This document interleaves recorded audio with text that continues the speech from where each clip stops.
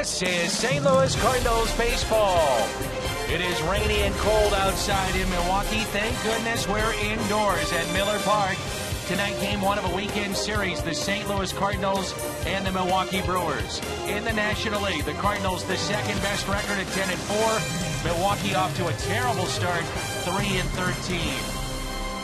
With my partner tonight, Rick Horton, I'm Dan McLaughlin. Delighted to have you with us for baseball here on Fox Sports Midwest.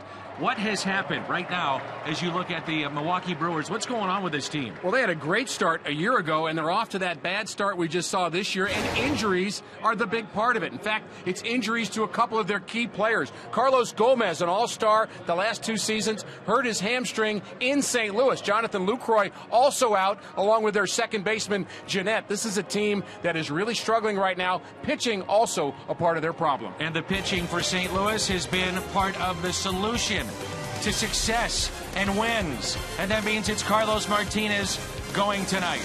Matt Garza, the veteran for the Brewers. Baseball comes your way next.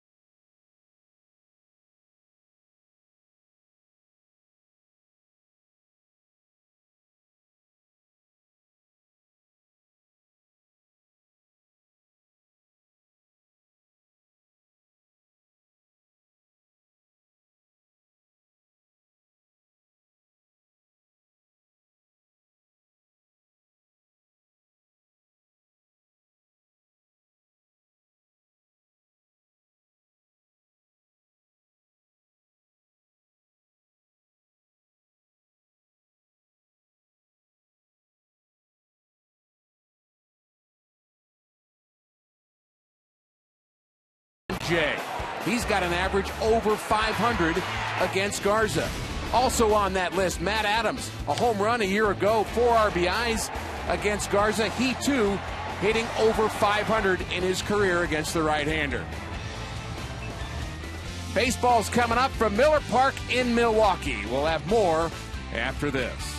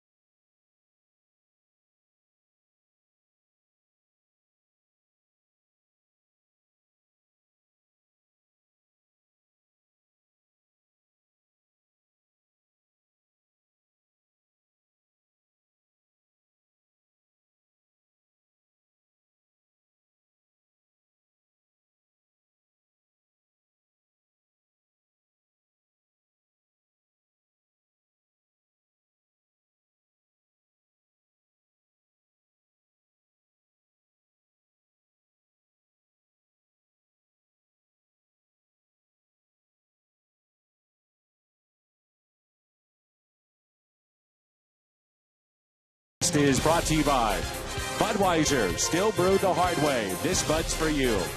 Save big money at Menards on all your home improvement needs. And visit your local Mid-America Chevy dealers for great prices on our all-new 2015 vehicles today. It's cold, rainy, and a nice crowd is gathered on this Friday night inside Miller Park. And the first pitch to the red-hot Matt Carpenter is a strike, and we're underway. Carpenter is hitting .386. That is fourth best right now in the National League. Adrian Gonzalez of the LA Dodgers, a league best .414. Broken bat, hit to short. Gene Segura up with it, and he makes the play.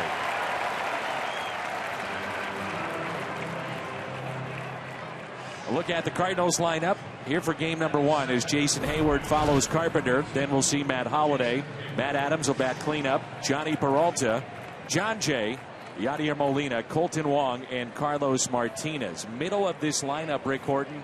Some pretty good numbers against Matt Garza. And Mike Matheny very happy with what his offense is doing, really what his team is doing overall. But he cautioned all of us before the game. The Brewers not playing well, but sometimes that kind of team can be dangerous.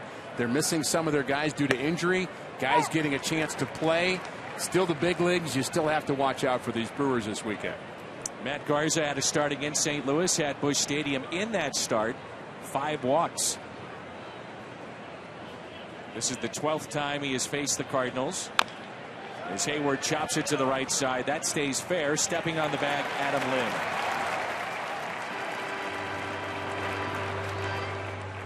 This season, a look at the Hyundai pitch arsenal for Garza. Garza has a very good fastball, has a lot of movement to it 67% of the time, but his slider to me is his best pitch.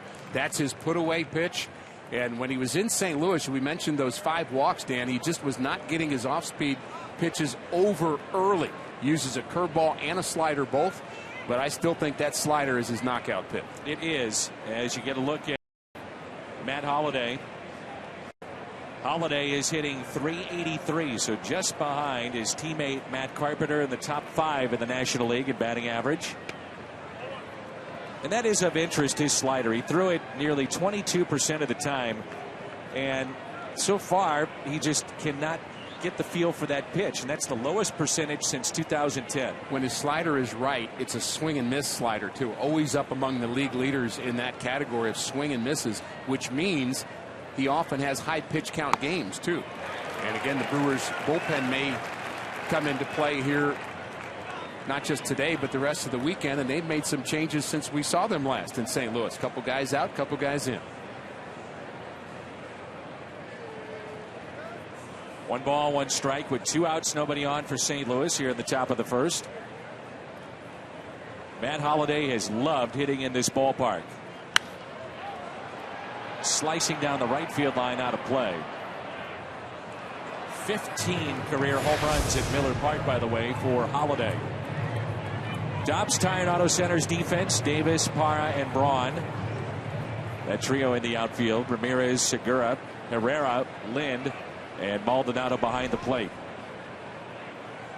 A banged up team, and with the injuries, they are key players. Carlos Gomez, a Gold Glover. Jonathan Lucroy, MVP candidate. Ouch, as Holliday hits the deck on that foul ball. And Holliday very happy at this moment in time that this game is being played indoors instead of outside, because it is very, very cold outside. Temperatures just above 40 degrees and feels like even colder than that. It's going to get colder tonight. And this kind of line drive off your shin when it's 37 degrees out is not soon forgotten. It's actually 41 degrees outside right now. So as you mentioned, just above 40, and it's 65 here indoors with the roof covering the field. As Holliday waves at the slider. First strikeout for Garza.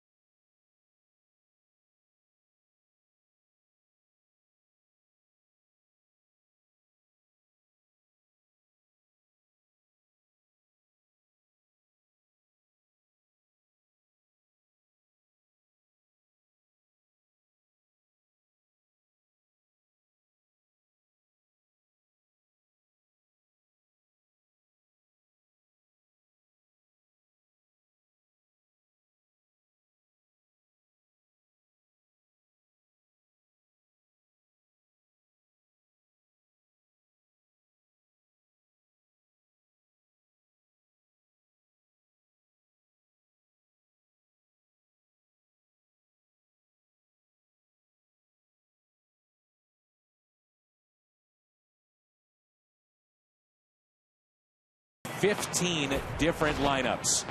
And tonight it features Gene Segura, then Parra and Braun, Lind, Davis, Ramirez, Herrera, who has unbelievable numbers against St. Louis, Martin Maldonado, and the pitcher Matt Garza. Dan, I may be a little overly safety conscious, but there's something about indoor fireworks that's a little disconcerting to me. We just had them out in center field and the smoke. I knew you were going there. I mean, doesn't that just seem dangerous? Well, the smoke now is over the field. Carlos hoping to have some smoke of his own. Off to a good start this year. The first pitch is strike to Gene Segura. And we know about the great fastball of Carlos Martinez.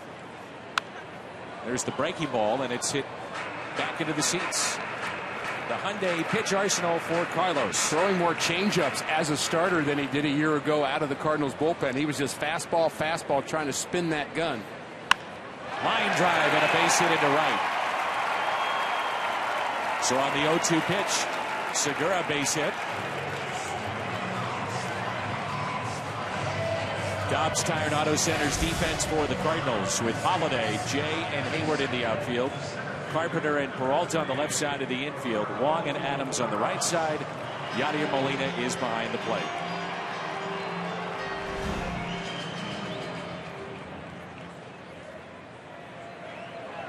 Here's Parra, who's hitting 171.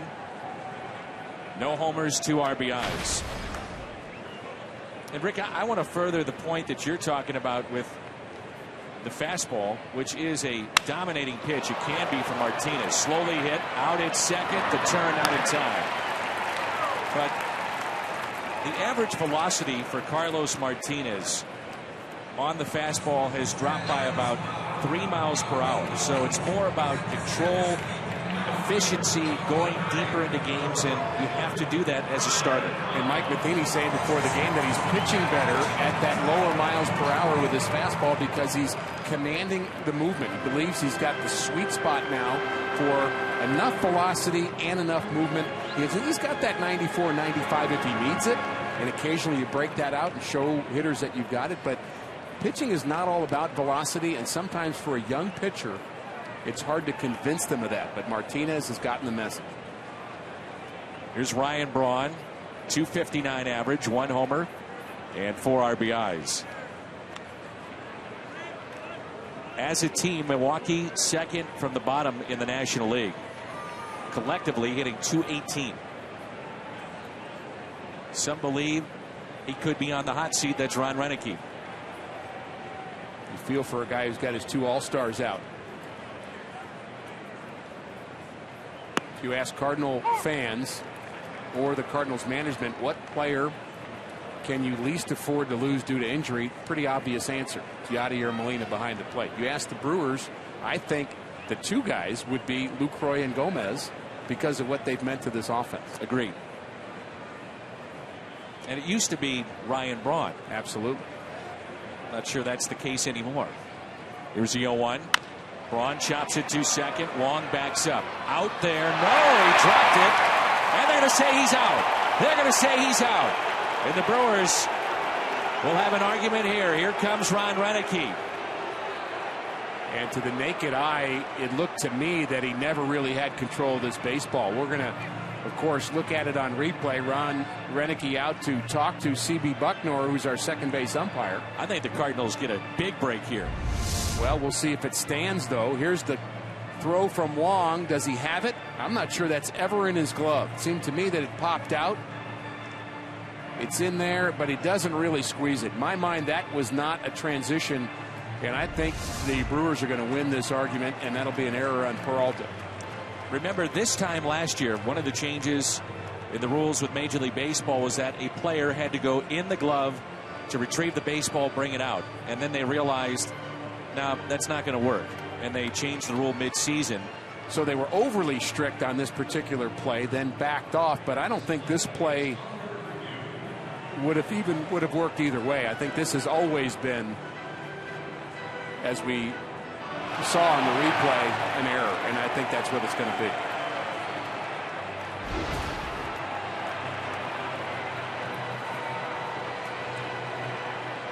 So what the umpires are doing right now, they're talking to New York. There's a group of umpires there watching this game. But you can see C.B. Buckner there on the right. The crew chief is Dale Scott. And they're actually watching the replay on the video board here at the ballpark, too. I think that's been interesting how some teams inside their stadiums will show this to the fans, and others have elected not to. What's interesting, though, the umpires may be looking at it here, but it's no longer their call. It's now being decided by a group of umpires who are off now, who are in New York and making that decision, and that runner is safe. So the error on Peralta, that'll be number 2 on him. And it brings up arguably the best hitter in this lineup, at least at the start of this season, Adam Lind. One more look at this play. It's not a transition at all. It's not Peralta going into his glove to take the ball out. The ball pops out almost immediately, and you can tell he never really has control. Cardinals tried to get that lead runner as they did the batter before, which I like that. Try to get the lead runner. No chance at a double play there, but unfortunately Peralta trying to be a little too quick on the turn. Runners at first and second. 1 out, and the first to Lind is taken high.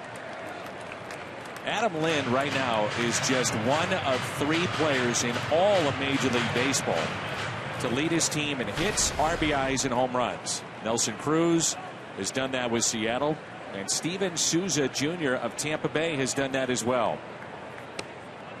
He's the former Washington National that made the no-hitter game-saving catch for Jordan Zimmerman on the final day of the season last year.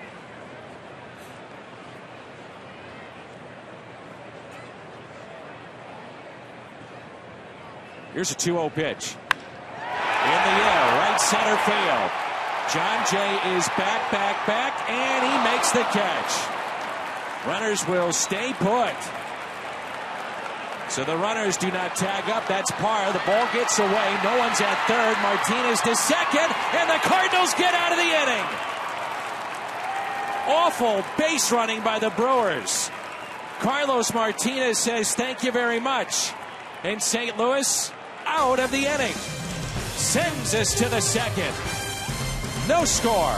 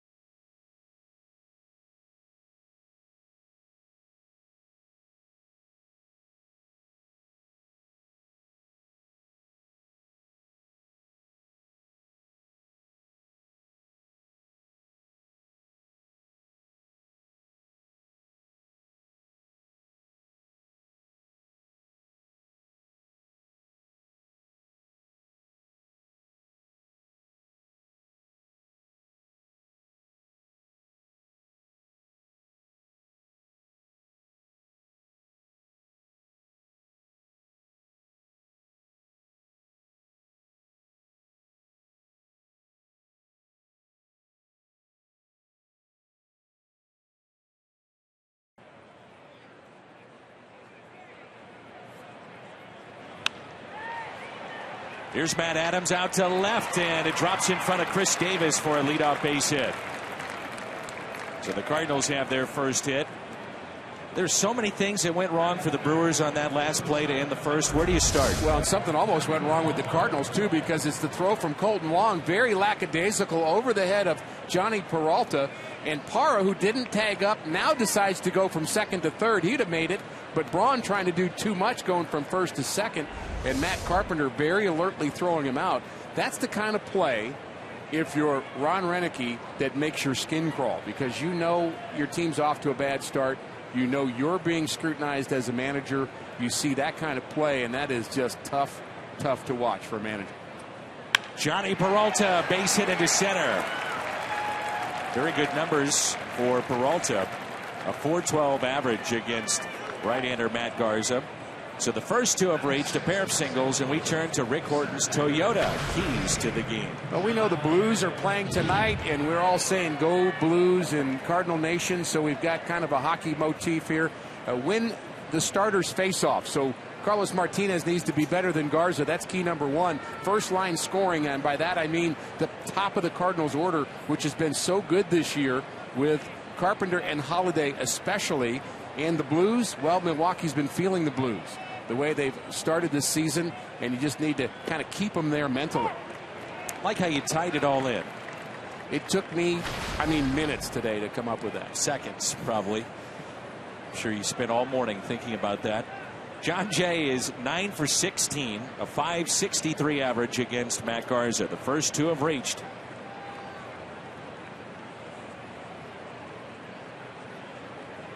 And the 0-1. Hit the other way and foul. Going back to the play, too, the base running mistake by Milwaukee. Is it that kind of play, too, Rick, when things are going as poorly as they are for Milwaukee, that you say, as a team, you're in that dugout, you're in that bullpen, you go, uh-oh, yeah, here we go again. Here we go again, exactly. And, maybe Parra not doing enough and maybe Braun trying to do too much, and it didn't work out either way for Ron Renneke. I think the play was a little confusing for Parra at the beginning because John Jay lost that ball, that fly ball in center field. He acted as if he wasn't going to catch it. That may have fooled Parra into thinking that ball was down and he was going to try to score from second. Then Jay picked up the ball, made the play against the wall, and then all the fun started. What do you do when you get off to this kind of start? If you're Ron Renneke, you've got injuries, best players are out. What do you do? Well, you break out the turn the page speech. And ball players have heard that since they were 5 years old. Forget about yesterday. Don't worry about tomorrow. Let's just play today.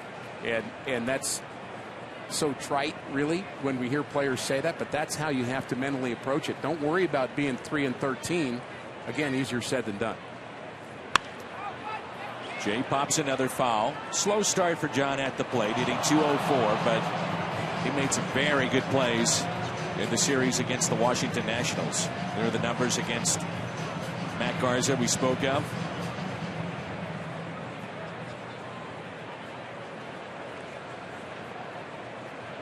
Garza, a 31-year-old from Selma, California.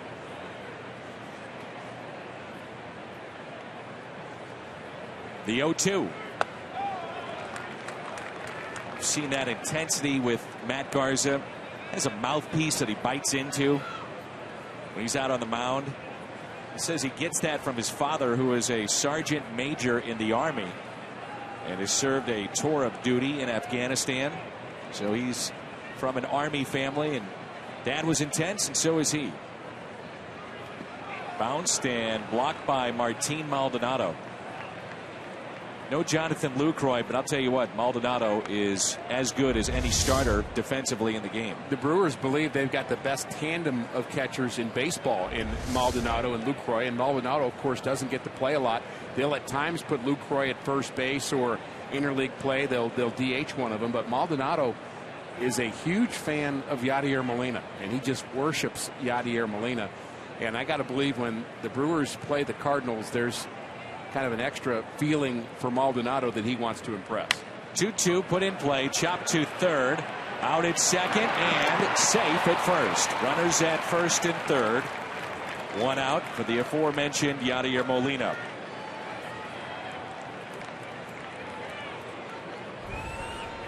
T-Mobile game changer. What about the month of April? The last two seasons, well, a year ago, they were 19-8. This season, 3-13. Team earned run average very, very different from a year ago at 2.92. I think this team in some ways is missing Giovanni Gallardo.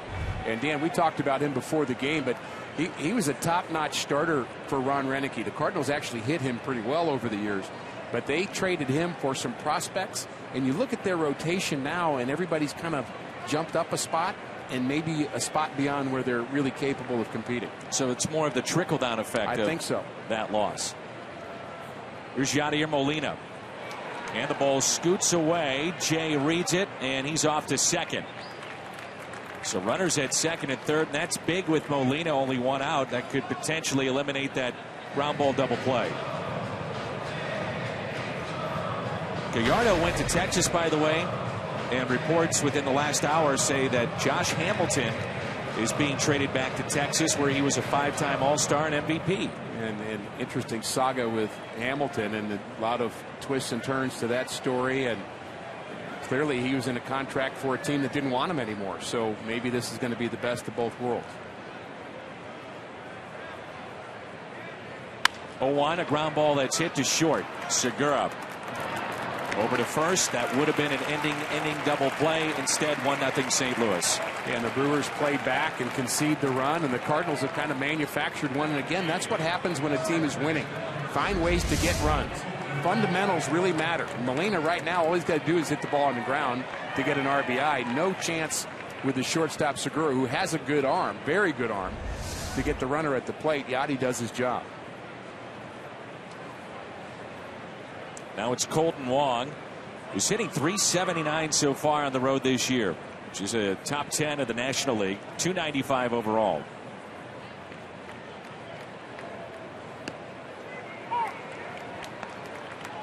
Big breaking ball drops in for a strike.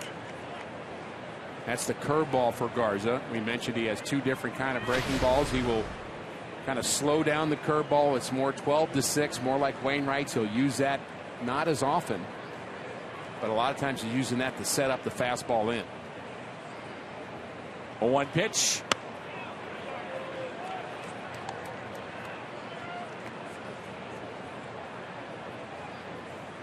The fastball in. Those pitchers are predictable, aren't they?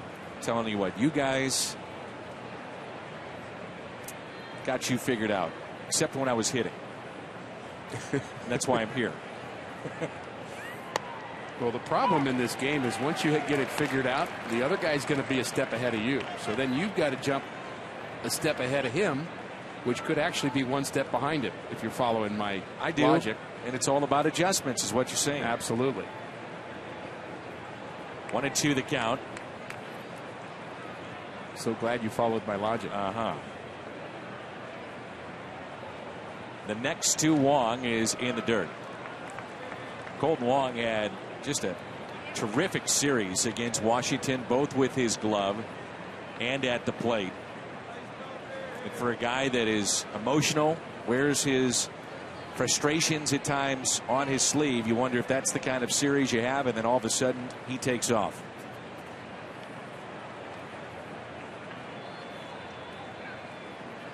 A 2-2. Hit to second and taken there by Herrera. Cardinals pick up an RBI from Molina, his 8th, midway through 2. Birds on top.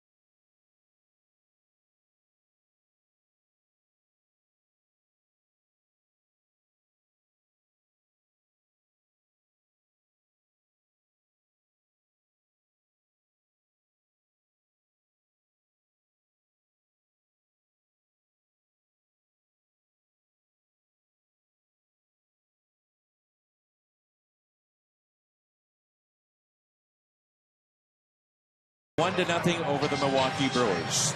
The bottom of the second rolls in. It'll be Chris Davis, Aramis Ramirez, and Elian Herrera, the switch hitter, the second baseman tonight. And we say good evening to Jimmy Hayes. Danny Randall Grichuk is back in St. Louis getting treatment on his lower back strain.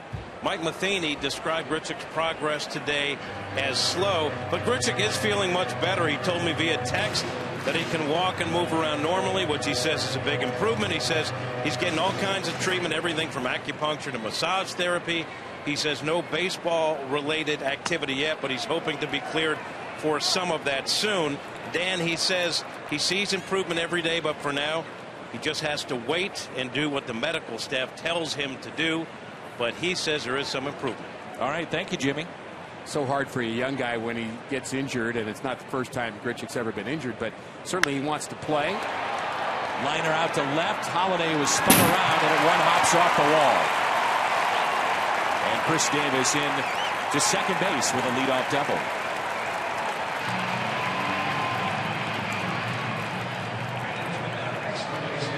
Especially, too, Rick, when you think about Randall Grichuk, a guy with an upside that is unlimited. Well, and I think he was showing so well, had a good spring training, and is becoming a kind of a #1 guy off the bench, good defender. As we look at that pitch up in the zone a bit, and Davis hits his ball on the line over the head of Holiday, and it just kind of jumps over his head. And Martinez has been very good this season, as has all of the Cardinals pitchers, in stranding runners, and we'll see what he does with his runner at second base and nobody out.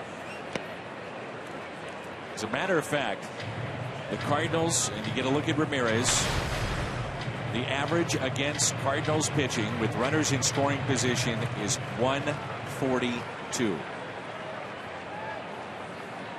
Against Martinez, 0 for 8. And the difference in the ball game yesterday was Michael Wacha, again pitching out of a jam in the 6th inning. And pitching is the operative word there. I mean, that's what you've got to do. You've got to find a way. You know what the hitter's trying to do. He's trying to move the runner over, drive him in, and you want to limit the damage somehow. And strikeouts help. They're not the most important thing in pitching, but they sure help with runners on base. And when you get ahead, you got to find a way to put a hitter away. Ramirez is one of those guys that the Cardinals have had a hard time putting away over the years. Tremendous player. Hit his 366th home run as a third baseman yesterday.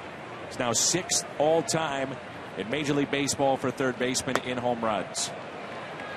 Such a good fastball hitter. Likes the ball down. Always has. And talking with some Cardinals people about Ramirez, they've adjusted multiple times on how to actually pitch to him, but he keeps making adjustments, as good veterans do.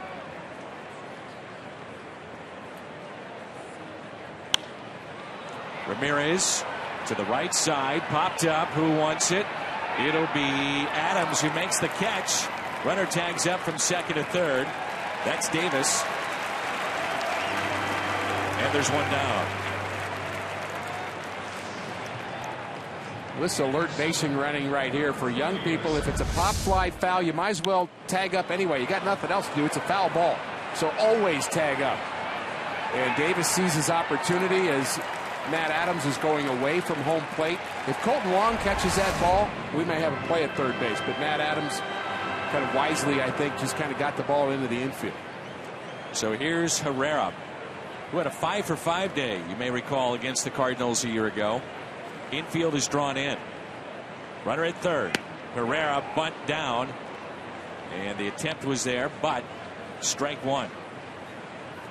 Not a big fan of the bunt with the infield in. It seems to me that you're lessening your chances. You've got 4 drawn in infielders. You've got a much higher percentage of slapping the ball past them. Swing the bat. Here's the 0-1. Ground ball to second. Runner stays put at third. Wong makes the play. Big out here in the bottom of the second.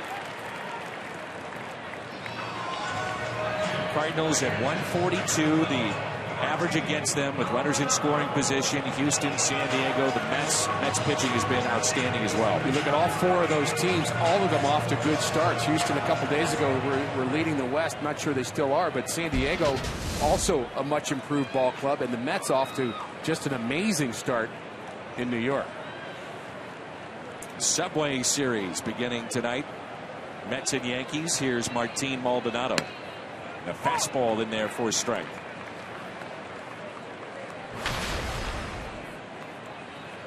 We were talking with Mike Matheny, and I asked him about the size of Carlos Martinez in terms of his shoulders, the legs, and in his estimation, he says it's fair to say he's put on good weight of 15 to 20 pounds from a year ago.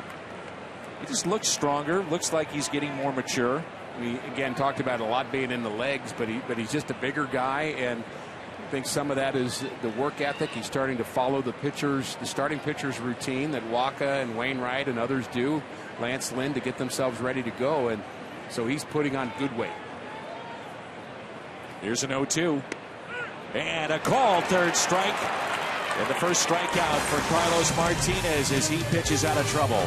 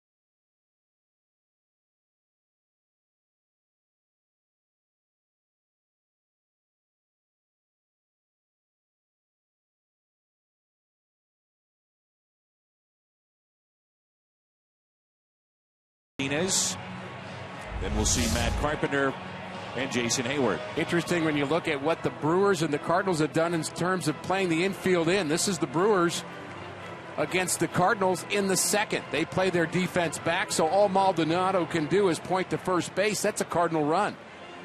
The Cardinals, on the other hand, play the infield in, so a one-hopper off the bat of Herrera means no runs for the Brewers, part of the strategy of baseball. Martinez, Carpenter, Hayward for the Cardinals, who scored a run in the second inning. Carlos moving up in the box and showing bunt. And looks at a strike. He had the happy feet inside that batter's box, didn't he? Boom, boom, boom, boom, boom. Moving on up.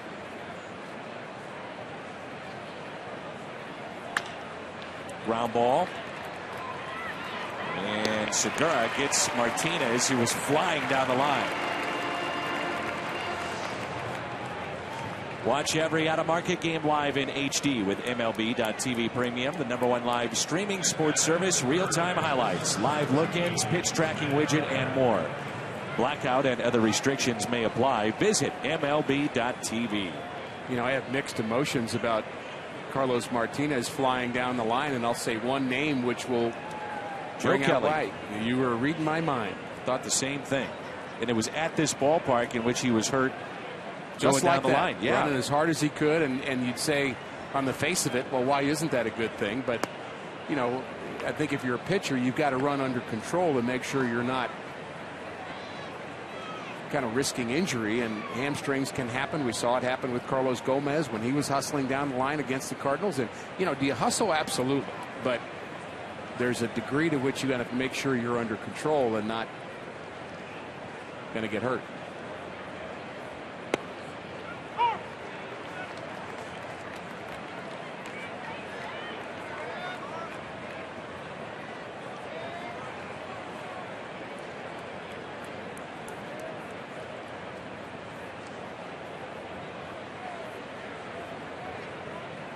One ball, one strike on Carpenter.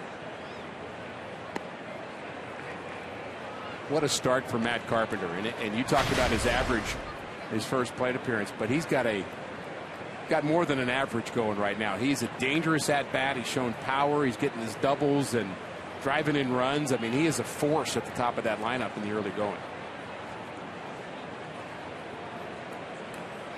The 2-1. So he's the Cardinals' force, and there's Milwaukee's force, and he's just relegated to eating sunflower seeds today. Hurt against the Cardinals in the previous series at Busch Stadium, trying to avoid a double play late in a game, and hurt his hamstring. So he's on the DL. Broken toe for Lucroy. He's really the personality of this team, too. Yep, I agree. Carpenter lines it to Ramirez. Scooter Gennett, and you can see it there on his left hand, and maybe we can get a little closer look at it, but you can see the stitches on the hand. There it is right there. And apparently, Rick, that happened in the shower. Cut himself in the shower. So he's on the DL. That's when you know things are going bad. He's got to get a little milder soap, don't you think? Quit washing his hair with razor blades. I don't know. I'm not sure how that happens. Here's Hayward. We would see Hayward maybe 6 or 7 games every year. Maybe. Now we're watching him every day. What are your impressions? Well, one of the things I see in the way he stands at the plate, he just seems a little stiff to me. And we know how good an athlete he is. He's not just a good athlete, he's an outstanding athlete. Plus defender, and has power and speed and all of that. But there's something about his stance, he just seems a little tied up to me. And, maybe that will happen when his timing gets better, that it'll feel a little looser at the plate, but he just seems a little stiff right now.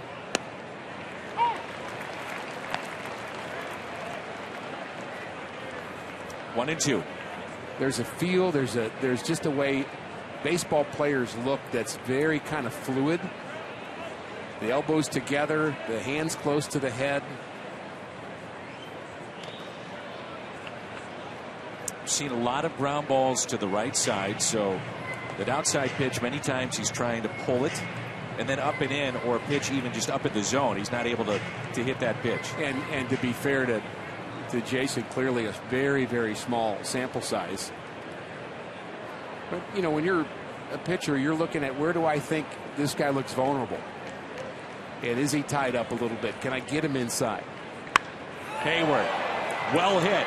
Left center. Will it go? It is gone! Into the Brewers bullpen. Opposite field shot. And with that, his second home run. And a 2-run Cardinals lead here in Milwaukee. Nothing stiff about that.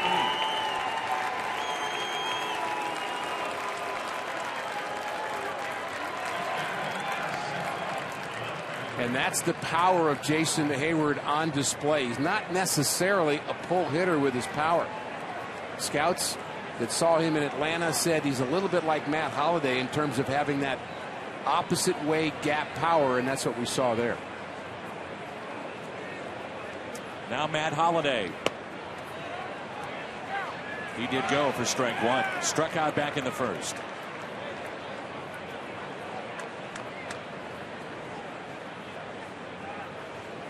$18 hits to start the year for Holliday, 17 singles, but 10 walks. So the on-base percentage is near 500. It's another check swing. This time did not go. 1 ball, 1 strike.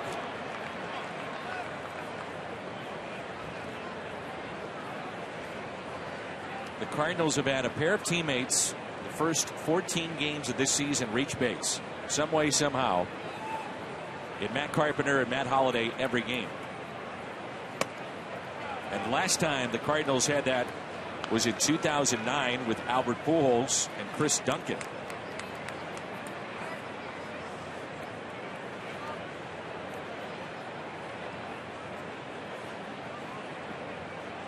Pitch number 41 from Garza.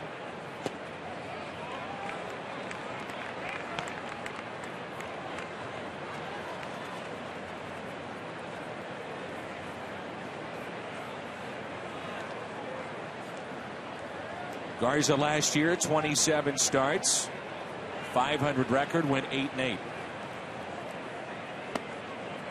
And Holliday has reached base again, his 11th walk this year. Back to Jason Hayward and his solo home run. He got a ball out over the plate and drove it the other way. And there's really just tremendous torque with that particular swing, and that's an athletic move. Head right on the ball, driving it the other way, staying with it. Very good balance. He's not falling backwards, not falling forward. He's very balanced at the plate. Here's Adams, who singled and scored. And a breaking ball is tapped foul. More details on the Scooter Gennett injury. He was actually reaching for body wash. Now you know the rest of the story. Not really. You just give me the facts, though, right? That's right. You reach for body wash and then you have stitches? Cut his hand on the metal soap dish holder. Now you're giving me some details. Okay. Scooter also enjoys long walks on the beach with his dog. And what else you got for me?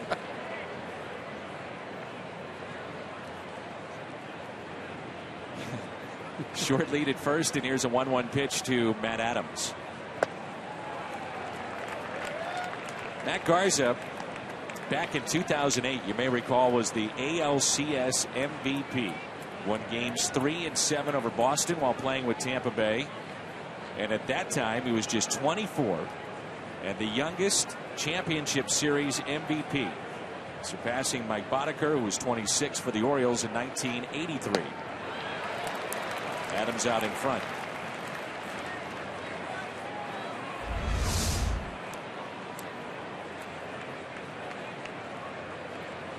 Missouri Lottery Fox Tracks. Pretty good location for Matt Adams, and there's the difference.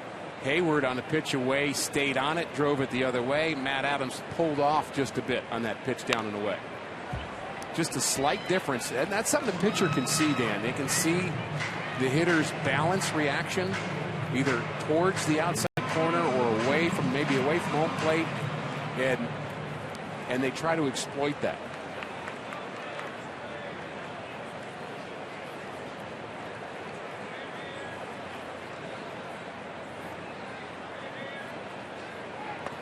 Swing and a miss, and Adams again out in front and strikes out. Second strikeout for Matt Garza, but Jason Hayward connects for his second home run this year.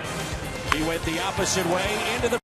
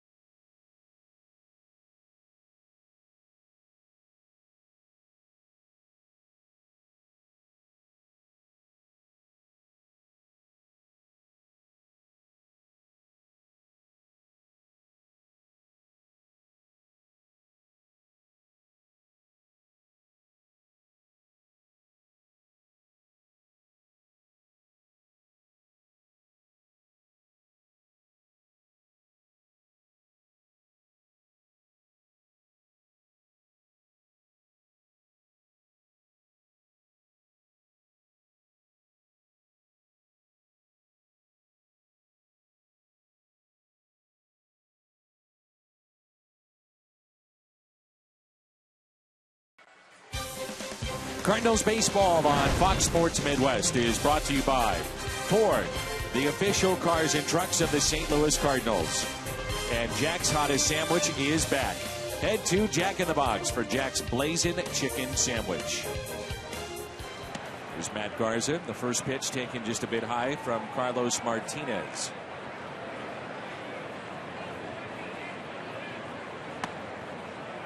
Carlos is 23 years old. Third start of the year. And in 12 appearances, which included just one start, his ERA against Milwaukee 1.96. Working out of relief against the Brewers, he never allowed a run. He runs to 3-0 on Garza. Garza less than 100 career batting average. So not the plan for Martinez. Sometimes you just start aiming the ball and then you can't throw a strike.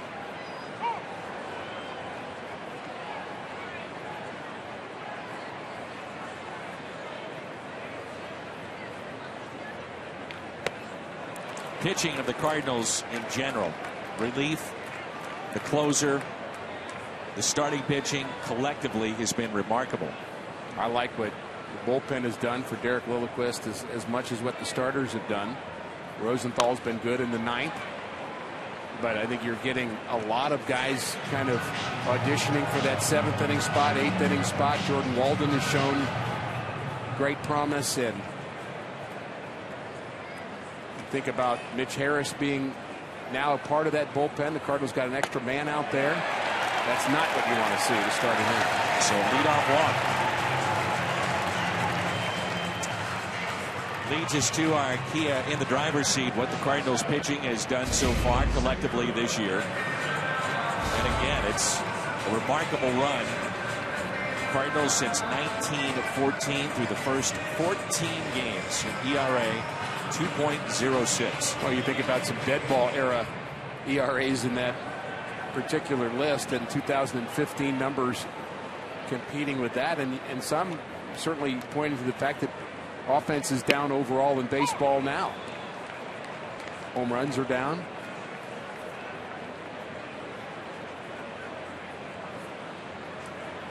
Segura single to right on an 0-2 pitch back in the first inning.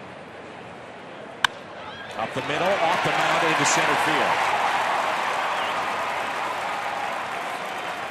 So the first two have reached. Gene Segura 2 for 2.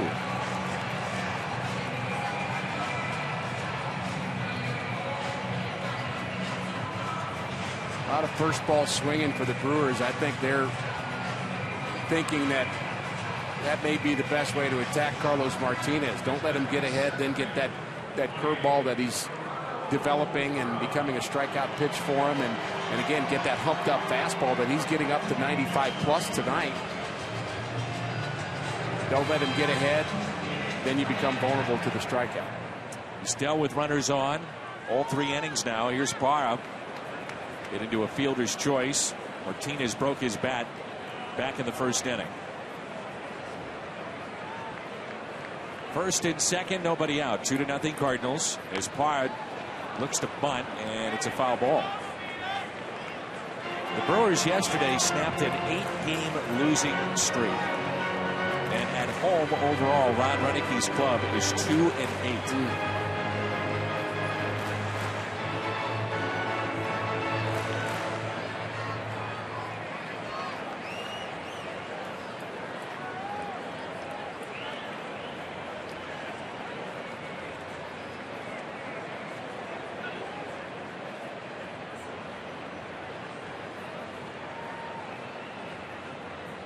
Parra again showing bunt, and look at this, between second and third they picked him off.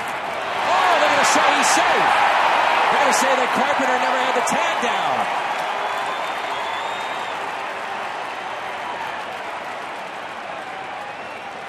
Well, we mentioned Garza hitting less than 100 in his career, probably not a lot of times running bases.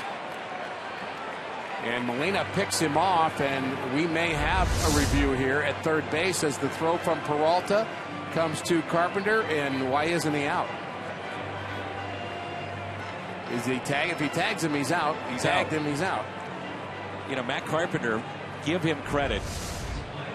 He reacted so casually with that, realizing almost, I would think in the back of his mind is, I know this is going to be reviewed, and I know this will be overturned. It's interesting, Dan, when this review system first came out, we heard managers talking about, even Mike Matheny said he wanted his players to show sell it. Yeah. Well, I don't think that works.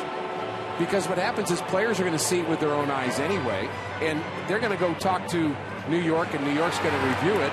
So what difference does it make what Matt Carpenter thinks if you get the call from your own video people that, yes, we need to review it? The player's reaction to me doesn't really make much difference.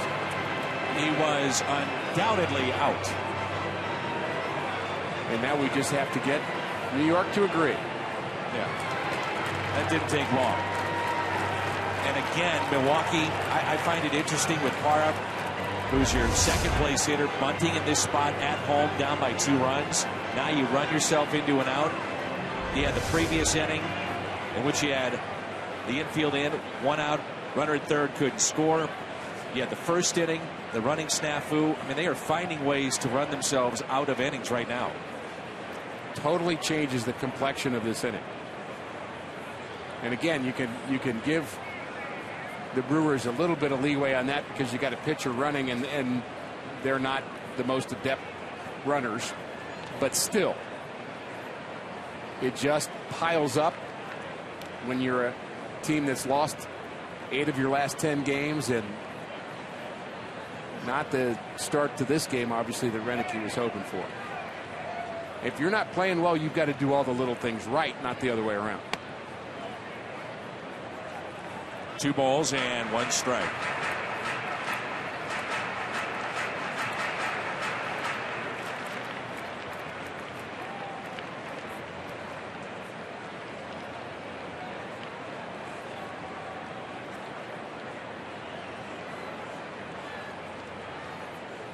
A 2-1 pitch. So we've Changeup misses. We've had 2 successful reviews, which means, according to the new rules, the managers retain their right to further challenges down the road, and clearly they got both calls right. But I'm not sure how they got that one wrong to begin with, frankly. A 3-1 pitch. Ground ball, foul. The issue with replay that they've talked about a lot is they don't want to hold up the game. You can understand that. Take it a step further. What about being a pitcher? You're Carlos Martinez. You're in the thick of it in the at-bat with Parr, and all of a sudden everything stops, and you've all of a sudden got to wait a couple of minutes. It's a different cadence for sure, a different flow.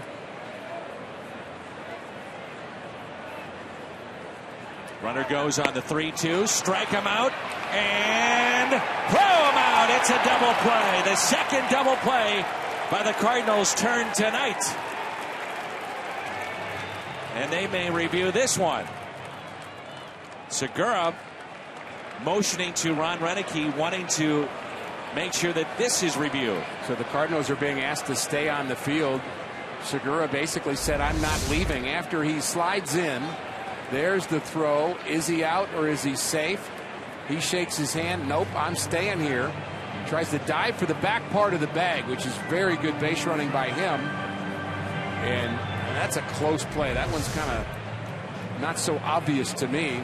Could go either way, and the Brewers decide not to review it. So a double play, and Molina, big part of this inning defensively. We played 3. Redbirds on top 2-0.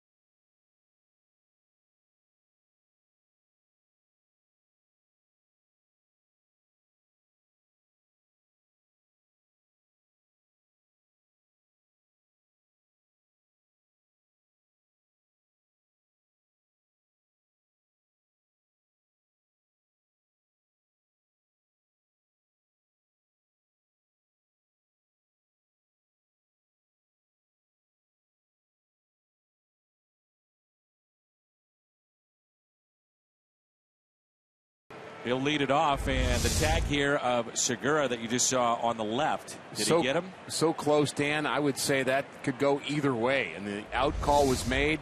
Certainly not enough evidence there to overturn it. It was so close. Breaking ball drops in for his strike to Johnny Peralta. And Johnny is now 15 of 35 against Matt Garza. Dan, you were making the point about that last inning for Milwaukee. They had a leadoff walk and a base hit, and it turns into, in a manner of speaking, a 1-2-3 inning. They get 3 players to the plate, but look to be a promising inning. And when you get your pitcher and your leadoff hitter on, now you're getting to the heart of your order. You're thinking runs. You're thinking back in this game, but base running a problem today for Milwaukee.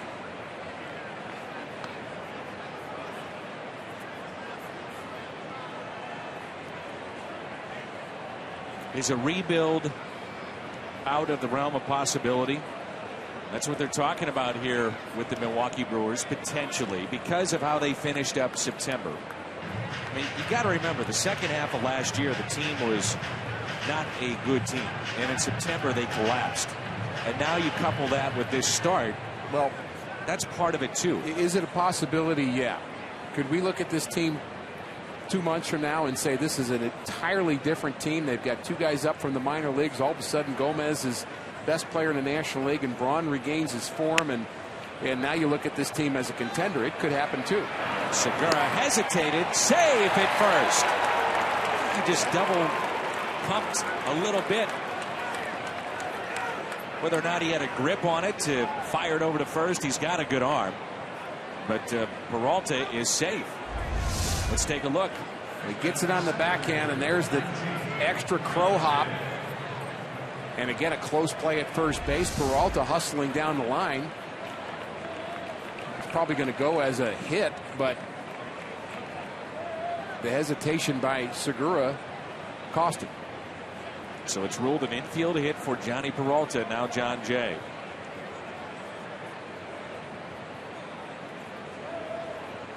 Doug Melvin is the general manager of the Brewers. He said a couple of days ago to the local press, he said, we have 140 games left, but you have to see the arrow pointing in the other direction, and it has to start pointing really soon. He's been around a long time and has seen that arrow be low and then turn around and go the other way as the hit and run was on. His tenure began with rebuilding in 2002. By 2005, they were 500. First time in about 12 years they had done that. Remember in 08, they were a wild card team. Cardinals faced them in the playoffs in 2011. They actually won the division championship. First time in 29 years in 2011. But when you rebuild, you're talking about really good players that have friendly contracts that teams want. I mean, do you want to give up Gomez and Lucroy and some of the others? Let's hit the other way and out of play. Dan, never been on a team as a coach, a player, where you're consciously thinking about rebuilding in the month of April. I mean, you can't be. I mean, and I get that. Yeah, exactly. I mean, if you're Ron Renicky, you're thinking, how do I make this team work? And then you see where you are by the time you get to June or July. And is it a possibility? Yes. Are there people talking about it? Yes. But the players have to avoid thinking that way. Strikeout of Jay. And that's why I was making the point before as we get a look at the Chevy Fox tracks. It's not just the start of this season. It's what happened last year in the collapse. Understood. Having a lead for 159 days, if you include the off days, and then really a collapse at the end of the year. You can point to the 1985 Cardinals as a team that was predicted to come in last place, had finished poorly in '84, the year before, and turned things around, and all of a sudden found kind of the magic formula. Whitey was telling me in fantasy camp, as you're going to look at Molina, that he was told he would be the first manager fired in 1985. Yep. That was the common thought. And that rebuilding was going to happen. It's a pretty good team in '85. I mean, the media was wrong. We're never wrong. Well, the players just, for a team to win, your great players have to be great, and your average to good players have to have their best years. It's still a game where you're going to need 7, 8, 9, 10 hitters to have good seasons, and you're going to have multiple pitchers do well, and you can't win with just one guy or two guys or three guys. And so that's what the Brewers are hoping for this year. They're going to get career years out of guys they don't expect to do well. 0-2 lifted into center field. There's Parra, who has already 2 outfield assists this season. And Peralta back to the bag at first. What a great deal on Cardinals tickets. Fill up at Phillips 66 with 8 gallons or more now until September 24th, and receive up to 50% off on a pair of tickets to a Cardinals home game. For more information, visit cardinals.com/Phillips66. Danny, I'm trying to pick out my next Cardinal to talk about having a kind of a stiff approach at the plate so he can go deep. Worked earlier with Jason Hayward. Wong shoots it into right center field. Peralta, he knows that arm of Parra. He'll stop at second base.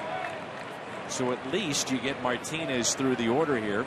And you don't know the way that Martinez can swing the bat. Good athlete. Maybe does some damage. Colton jumps on that pitch. He assumes he's going to get some pitches to hit. They're actually, from the Brewers' point of view, would love to be able to face Martinez to lead off next inning, but they're not going to get that wish. And Martinez, by the way, has really been working on his hitting. We see him a lot in the cage, and he's very serious about it. I think he sees himself as a good athlete that maybe can learn how to hold his own at the plate. And by working at it, I mean hitting the ball the other way, trying to get a short swing.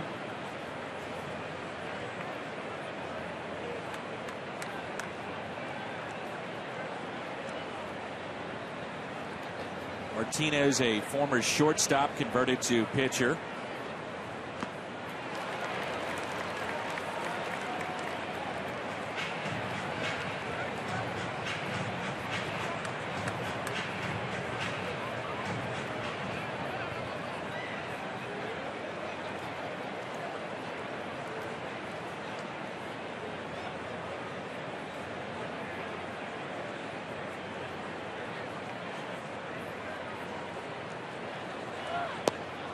Trying to bunt his way on.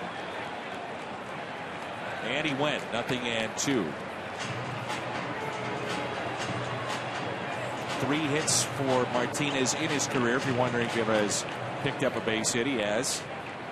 So far this year, 0 for 4, no sacrifices.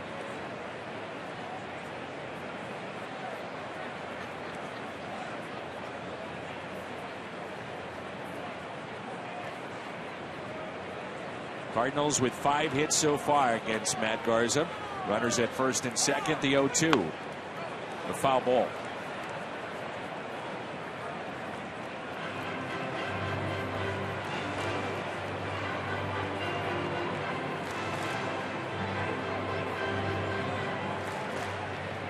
Spring training, final couple of weeks of spring. You weren't sure that Martinez would be part of the rotation. Jaime Garcia was still healthy. Marco Gonzalez was talked about as well. There was no doubt that Martinez wanted to start, and I think in some fashion that played into the decision. You see a guy that maybe was biding his time, believing that he is a starter at heart, and the Cardinals see the upside and the ability of Carlos Martinez, and I don't think there's a lot of downside just to give him the opportunity. Said it was his dream to do this. Marco Gonzalez, by the way, is having some arm issues in AAA, and I think at some point he's going to be a guy that's going to factor in, but that'll be on hold for a bit now. The good news, it's not the elbow or the shoulder. It's more of a pectoral issue that they're talking about with Marco Gonzalez, and it's very precautionary. And in the minor leagues, it's a 7-day DL, so he misses 1 start and then should be good to go.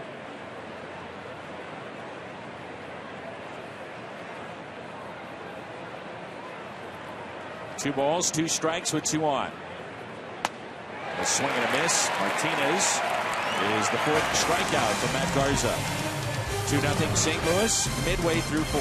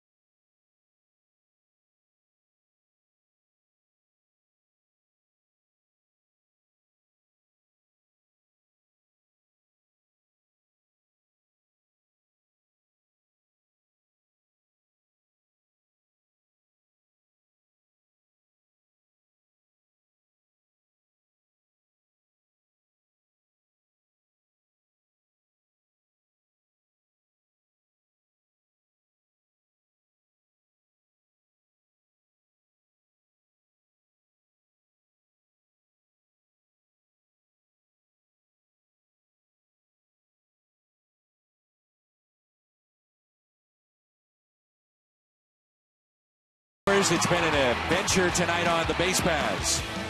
3 outs on the base paths. They've run into them. They have not played well fundamentally. Garza got picked off, and then a strike him out, throw him out gets Segura. So Ron Renicky, boy, you get a lot of gray hairs when you watch that.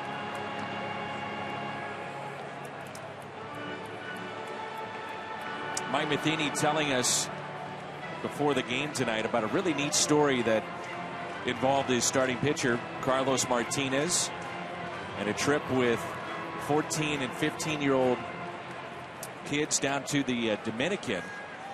And Ryan Braun digs in for the second time, reached on an error back in the first. And he said to the parents and coaches that were with those kids, they went to an area that was, let's just say, not a very nice area in the Dominican.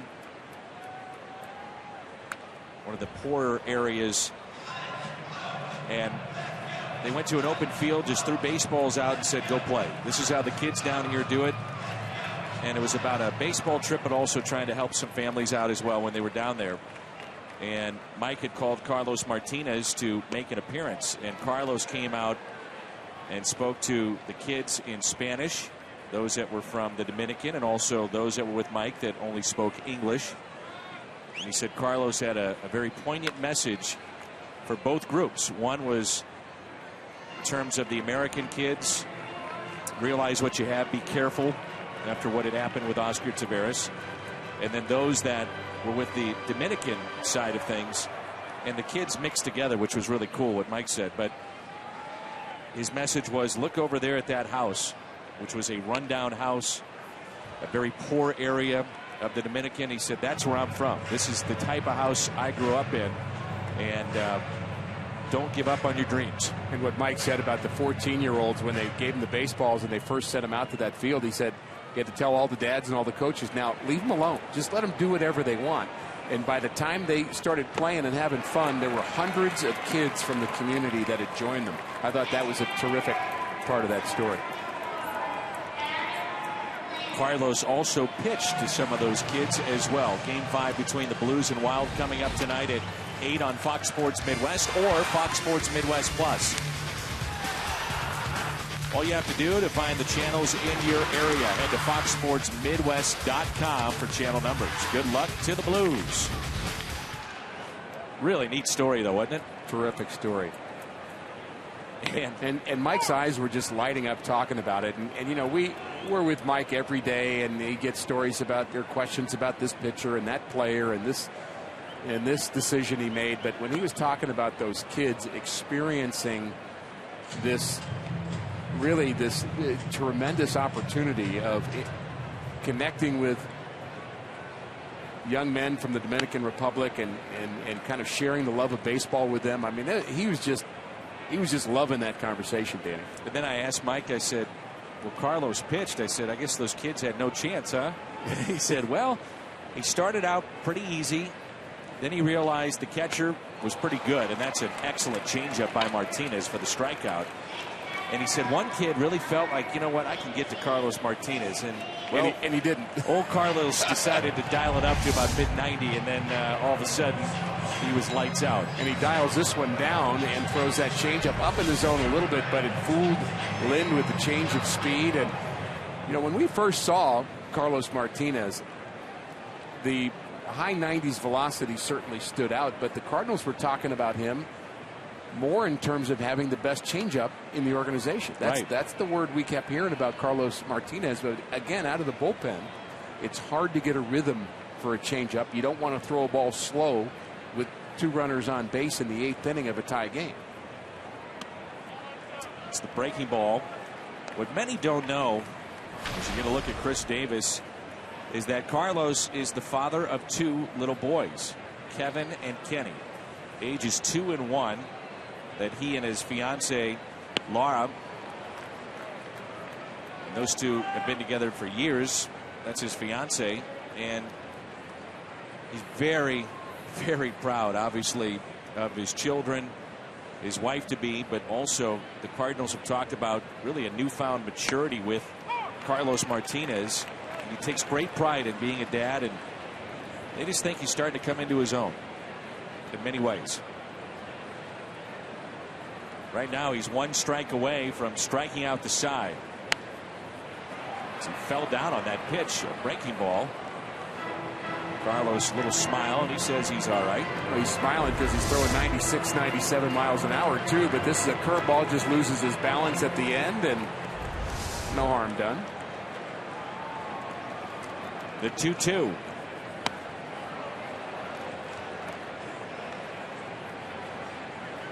Carlos's English is getting much better too, so for us to communicate with him, it's become a lot easier. I get a kick out of him. I think he's fun to talk to.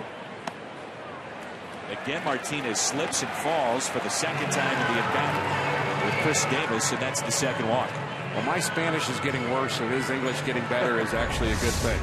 Comes off this pitch as he did the curveball just a little bit, and you see it in the balance and or lack thereof in the finish of Martinez.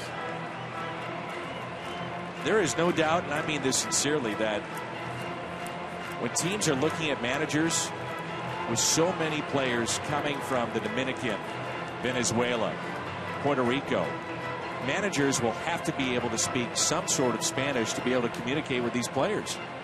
Would you agree? And that's been true for some time in baseball, but it's even more so today. Mike Matheny, in fact, while he was at Michigan, Bill Freehan told him that he needed to at least minor in Spanish because he felt like he could be a coach or a manager someday in professional baseball. So he did that. He studied Spanish, and Mike is fluent. I mean, Mike really does have good command of the language. But you think about the coaches like Jose Oquendo for the Cardinals and how important they are, because there's a lot of communication going on in this game. And you're talking about making adjustments and needing to coach adjustments that are minor. You better make sure you're explaining that right.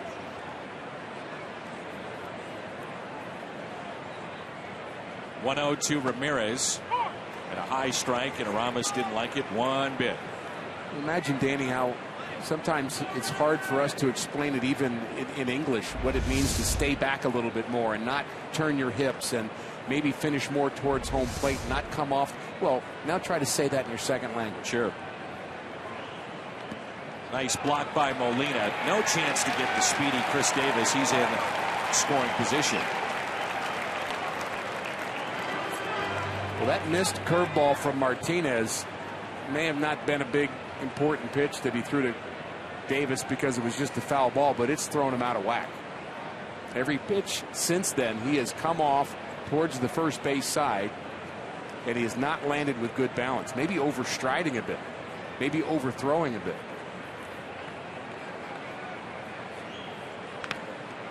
Uh-oh, that one caught Molina.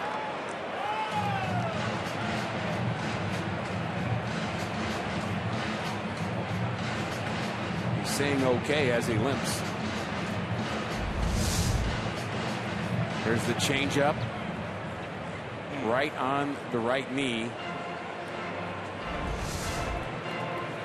of Yachty.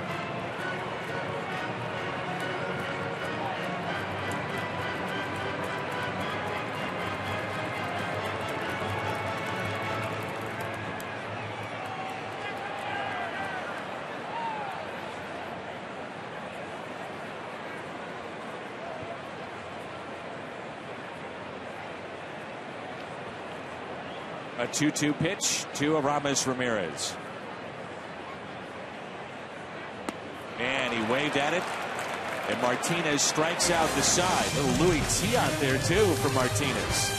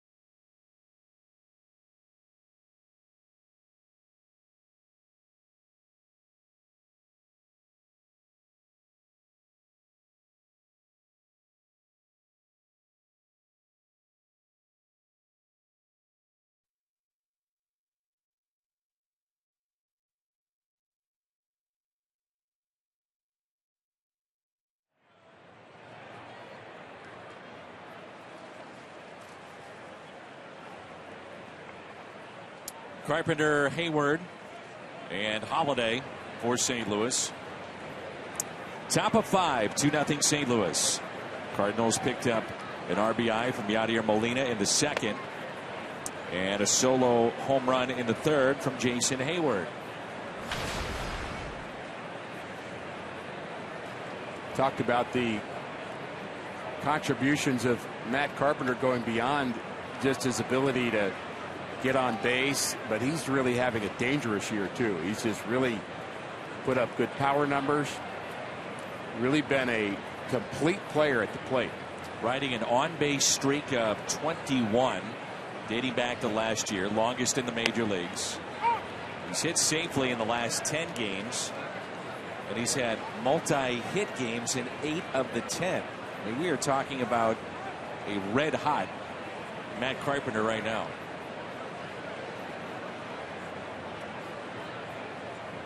Oh for 2 tonight.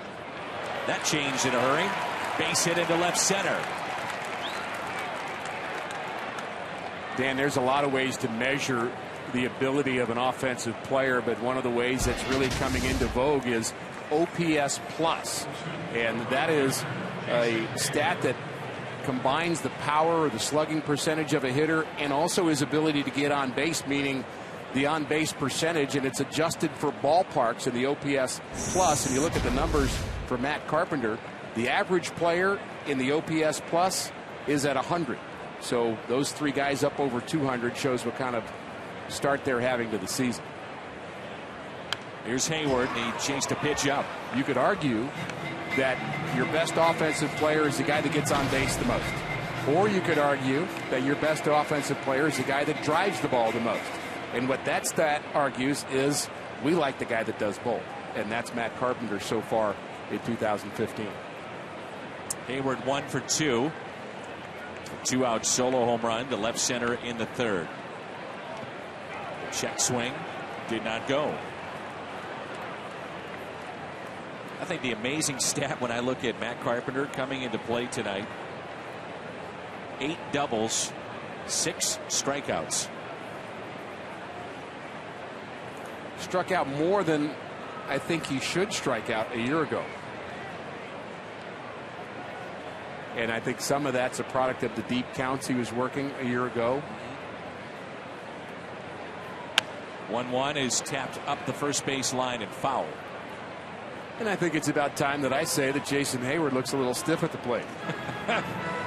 For those of you that weren't tuned in earlier, first of all, you should have been. Secondly, Rick said Jason Hayward a little stiff in that stance, and then he knocks one into the bullpen. And really, that doesn't change my comment. And if he'd have struck out, it wouldn't have made it more true. It's just his style.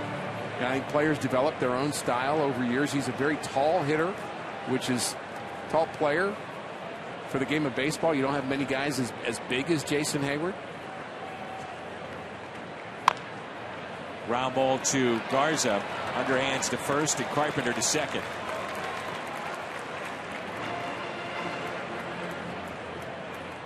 Brings in Holiday. And a reminder, you can get St. Louis's 2 favorite destinations for one great price. The Cardinals Six Flags Double Play Combo. The Double Play Combo includes a ticket to a Cardinals game and a one-day pass to Six Flags St. Louis. Get yours now at cardinals.com/Six Flags.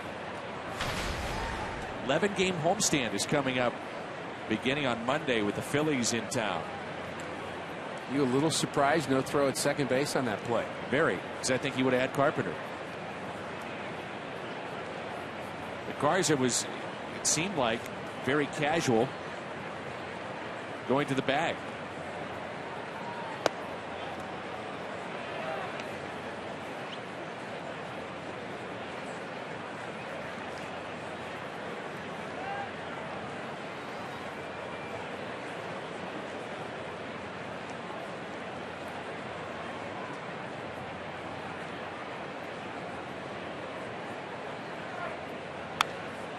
You know what's interesting, Rick, is that we've watched Matt Garza in the previous start in St. Louis and again here tonight, where you've seen his throws, and definitely he would have had a shot to get Carpenter. You've seen his throws to first on pickoffs. He's just stepped off and just lobbed it, lollipopped it there. That time the underhand. Well, on a ground ball back to the pitcher, you are always thinking second base. I mean, that's just a natural instinct, but he really wasn't. Never looked. Herrera gets Holiday. You just wonder if something's there with Garza in terms of struggling to throw to the bags. John Lester's dealing with that in Chicago. Well, I'm not saying that he's to that level, but you don't know. But it's not unprecedented. No. We were talking a lot about Ian Desmond in Washington, and the word yips was used to describe him defensively. You've seen the yips that pitchers sometimes get where they're actually intentionally walking a batter and they can't do it. Yeah. Neil Allen had that with the Cardinals. I've seen many pitchers like that. It's really crazy, isn't it? That to throw the ball slowly on an intentional walk is just painful. Adams grounds out. He's 1 for 3 with a run scored. Cardinals strand a runner. Their 5th of the night. They lead it midway through 5.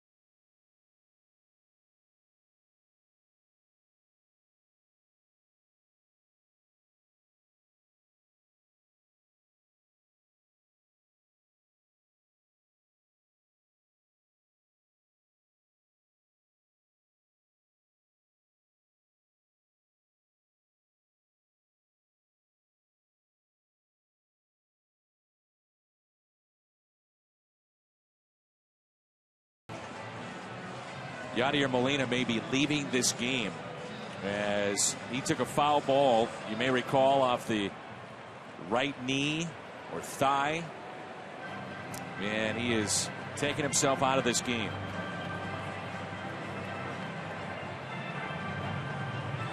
Well, Yadi went out there to take the warm-up tosses from Carlos Martinez and just seemed to stiffen up on him some. It made a loud sound, Dan. We could hear it up here when it hit off of his knee. It had a little kind of a hollow pop sound, and kind of wondered where that hit him. And let's take a look at it one more time. The foul tip off of Yadi. And listen.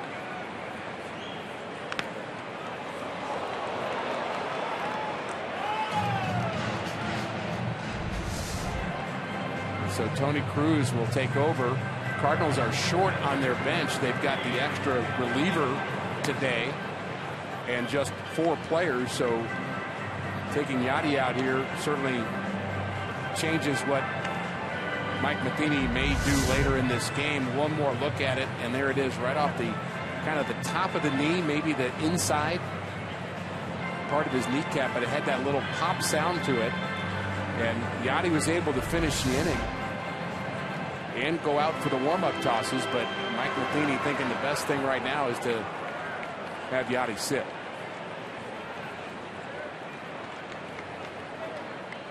Elian Herrera, switch hitter. So Tony Cruz takes over. He made his first start of the year yesterday and did pick up a base hit. Herrera in 20 games against the Cardinals has hit .439. You talk about a utility player. This guy has already played 6 different positions. Knocked down by Adams. Steps on the bag for the out.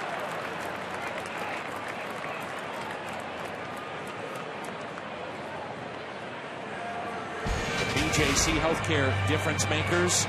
And the Cardinals ranks among the National League starters. And this group has just been fabulous. Oh, it's been terrific. Wainwright certainly leading the way as the Cardinals' #1 starter, but you look at the numbers for Lynn and Waka. Waka, you could argue, has been the best with the 3 wins in his 3 starts and the low ERA, but Carlos Martinez has been pretty sharp himself. And you love what they do as a group. It's something that was started a while back. I still credit Woody Williams with that. I think you could say Chris Carpenter, but creating a starting rotation that watches each other's bullpens and really pulls for each other has become a tradition in St. Louis. Here's an 0-1 pitch to Martin Maldonado. You know, Rick, you could really make the case right now for the Cardinals bench with Molina out, and again carrying an extra reliever, only 4 bench guys. Pete Kozma is your emergency catcher, so he won't be used, you wouldn't assume. Then you're left with Mark Reynolds and Peter Borges being the only 2 available position players right now. Now again, Kozma is listed, but he's your backup, if you will. All those things spinning in the head of Mike Matheny right now.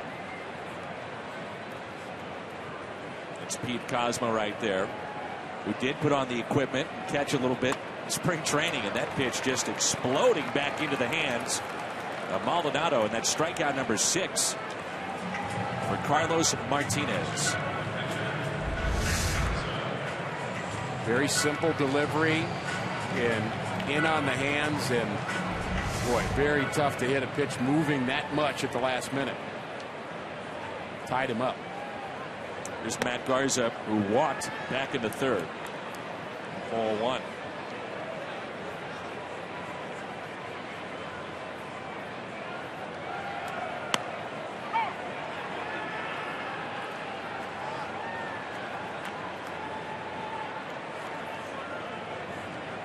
Here's a 1-1. Back to Martinez. And he'll flip to Adams for the out. So 1-2-3 inning for Carlos Martinez. We're through 5, but right now concentrating on the health of Yadier Molina.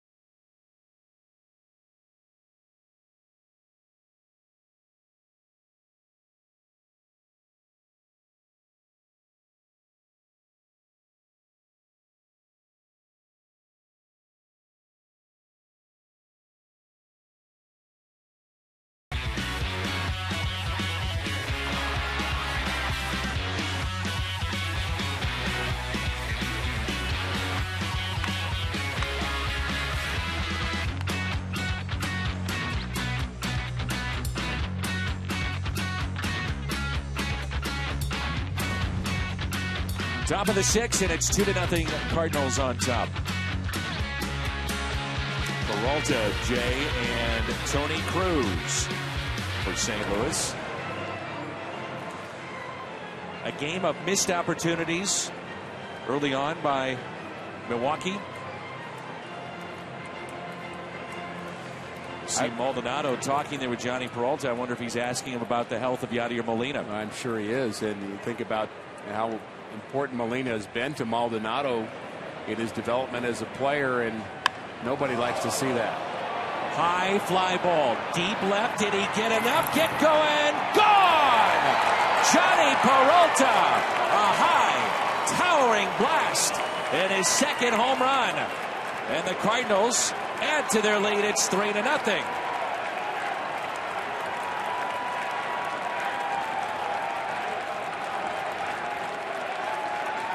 Well, Peralta got a hanger, and one of the things we saw about Peralta a year ago is he can get streaky and he can get red hot, and that's his 3rd hit of the night.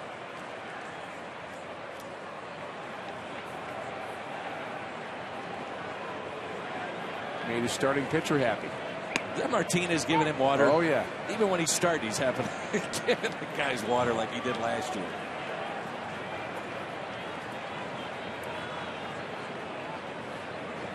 Here's John Jay. Not a bad thing to stay humble in this game. And speaking of being humbled, that curveball. Long fly ball to left. You're not going to hit many that high, are you? Wow.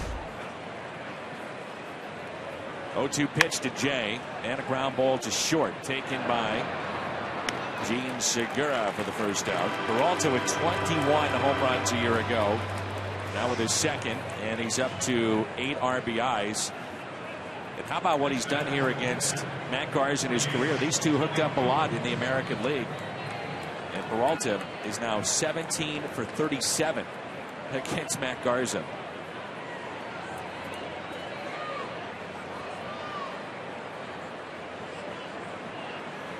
So here's Tony Cruz.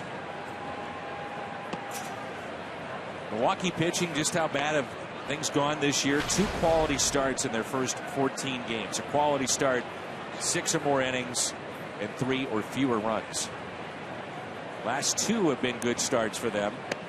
And yesterday it was the former Cardinal Kyle Loesch. 7 innings, a 2-run baseball to snap their 8-game losing skid.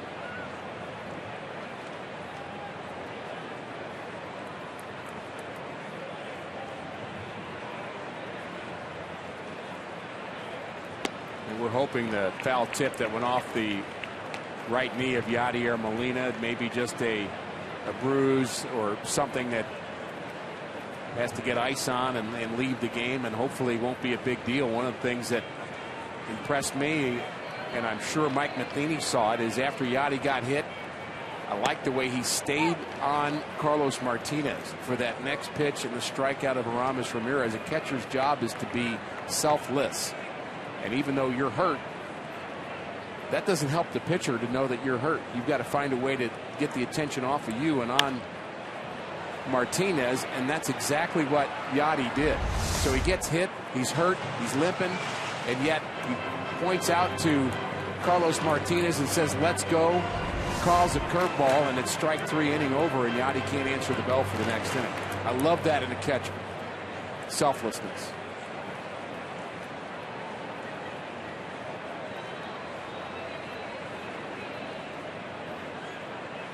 3-2 the count on Cruz. And he draws a walk. Second walk issued by Garza. Pitch count at 89. What's on tap? It's Adam Wainwright going tomorrow against Willie Peralta. Wainwright is 2-1 this year. Peralta, the hard-throwing right-hander, coming off a good season, 17 wins last year. It's the Budweiser What's on Tap as we come your way at 5:30. Peralta's a great talent. We know what Wainwright can do, but for Cardinal fans who haven't seen Peralta the way we've seen him the last couple of years, he can be nasty. Good, solid fastball, high 90s.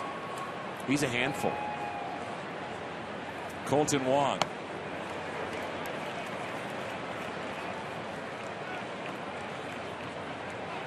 Wainwright pitched the opener against Milwaukee. Gave up 3 earned, 5 total to the Brewers. In a 5-4 loss, went 7 innings. Little check swing and a foul ball. I asked Adam before the season, I said, do you set personal goals? Wins, ERA, Cy Young, whatever it is. Team winning. He said, I got one outside the team winning. He said 33. I want to make 33 starts. Right. That means I'm going every 5th day. Well, the wins and the strikeouts and the earned run average and all that are going to take care of themselves if Wainwright's out there answering the bell every 5th day. And there are times where he wants to go even more than every 5th day. And he's really been a workhorse, a high number of innings year after year, but he has such solid mechanics.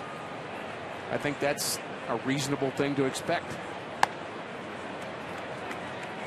And I like the way he keeps everybody loose. And, you know, we've seen him joking with Jason Hayward, who has already become an audience for Wainwright. Baseball players, guys right there. Yeah, and they have. You have to be able to be light in this game from time to time. It's too long a season to be serious the whole time. And Wainwright certainly is not too serious. Every 5th day, pretty serious. Well, there's a time and a place for everything. You got it. You pick your spots to be funny, and you pick your spots to focus. Swing and a miss, an off-speed pitch on 3-2. Strikeout of Wong. 5 tonight from Matt Garza.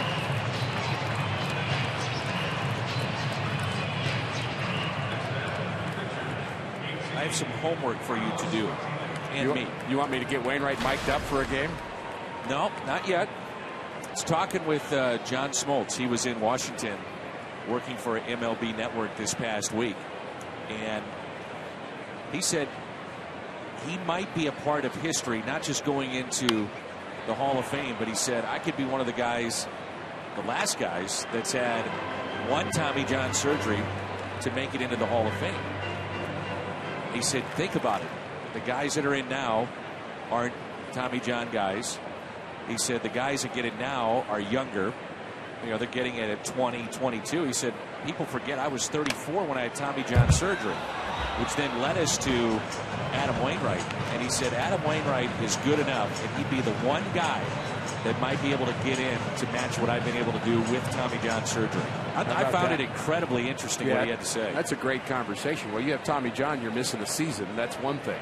So you talk about the Hall of Fame credentials and kind of the big numbers that everybody shoots for, 300 wins, which are harder to get anyway now because of the bullpen usage. We'll talk more about it when we come back. You gave me homework. Gave you some homework to think about. 6 strikeouts for Garza. Peralta, a long home run. Hit it as far as he did high. 3-0 St. Louis.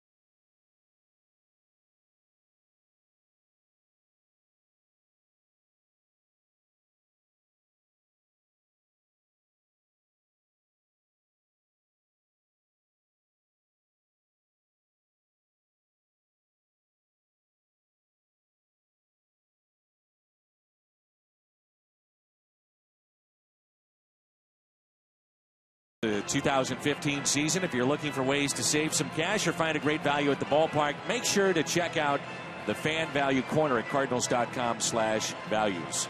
Top of the lineup, Gene Segura, then Parra and Braun. And just to finish up our conversation, Adam Wainwright is roughly around 120 wins this career that he's put together that's been magnificent at times. He's closed out a World Series, but he'd have to pitch for quite a while to get to those type of numbers that we're talking about. But Smoltz's point was, look, he's at least on the radar of a guy that could do it if he wants to continue to pitch for a long time. You'd have to, I guess that he would have to pitch to he's 39 or 40 probably for that to be a realistic opportunity and continue his dominance. But I wouldn't count out Adam Wainwright. Segura lines it foul. You mentioned the quality start. That's something we seem to get time after time from Wainwright, other than just his humor. You mentioned the Brewers having trouble getting the quality start. Right now, 6 innings, 3 runs would be considered a quality start for Matt Garza. The Brewers' problem is Carlos Martinez is having a higher quality start than Garza is. He's allowed just 3 hits. He struck out 6. Here, the other point that John made too, and it follows up what you're saying with Wainwright. You know, he'd have to pitch to probably 40, 41, maybe even 42 to get to the numbers that you have to achieve that status. But he said with the amount of money, and it's a perfectly, I think, logical statement, with the amount of money that guys are making now, the incentive to stay in the game and to continue to pitch year after year just isn't there. Well, the question is what drives a player. Right. And for the players that money is the main driver, I think he's absolutely right. But I don't really think that's the main drive of Adam Wainwright. It doesn't hurt. Segura now 2 for 3, and it brings in Parra. But I think he loves to compete.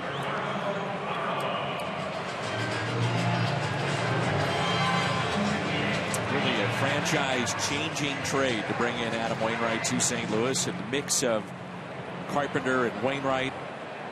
Now these are the 3 that we talk about, Carlos Martinez and John Lackey and Lance Lynn. Still have this vivid memory. I mean, it's a vivid memory of Walt Jocketty telling me in a private conversation, wait till you see this guy Wainwright.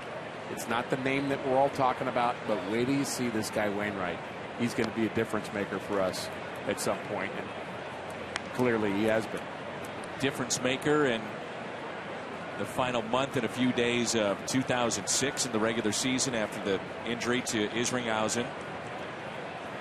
Closed out the 06 World Championship. 1-2 the count on Gerardo Parra, who's at center field tonight. He has struck out and hit into a fielder's choice. So you think as a backup catcher you have to be into the game and ready at a moment's notice. You're Tony Cruz. You come into a game with a guy who's pitching very, very well, and you have to know what he's been doing, what's been working for Carlos today, and you better have been paying attention. Charity hop to Peralta, 2 down. Look like the pros with a one-of-a-kind replica batting practice jersey on Saturday, May 2nd. It's the Matt Carpenter BP jersey. There's Matt modeling the Matt Carpenter BP jersey. 25,000 fans, 16 and older with a ticket, take home the jersey that Saturday, May 2nd.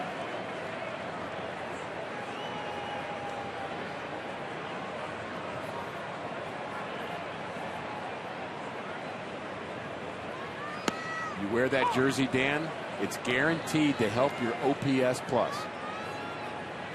That's what it said on the promo. Pitch number 81 to Ryan Braun is hit out of play, and it's 0-2. Next weekend, Pittsburgh in town. We won't see Milwaukee until early June. The big homestand coming up, 4 with the Phillies, 3 with Pittsburgh, 4 with the Cubbies.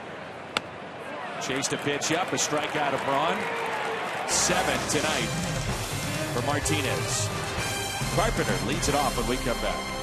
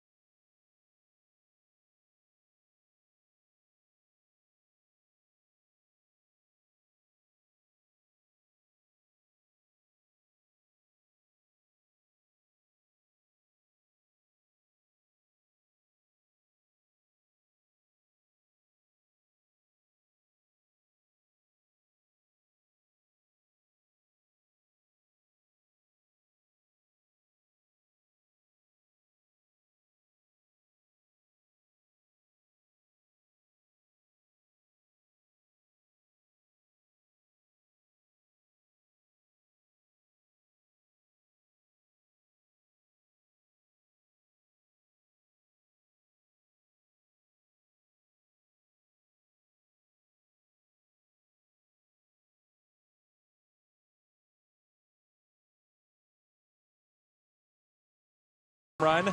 The Gateway Honda dealers will donate $1,000 to the Make-A-Wish Foundation. How about Carlos Martinez? Boy, is he settled in. It's now 7 in a row. In the last 3 innings, he has struck out 5 and mixed in a walk, and that's been it, as Will Smith is our Chevy Colt to the pin. Off to a good start this season. Will Smith, the left-hander, last year was terrific. The first half of the season, then started to struggle a bit. Cardinals have seen him a couple of times already. Has a good slider from the left side, and he'll be facing Carpenter and Hayward from the left side. And the Cardinals, with 5 lefties in their starting lineup, are going to see a lot of guys like Will Smith all season long.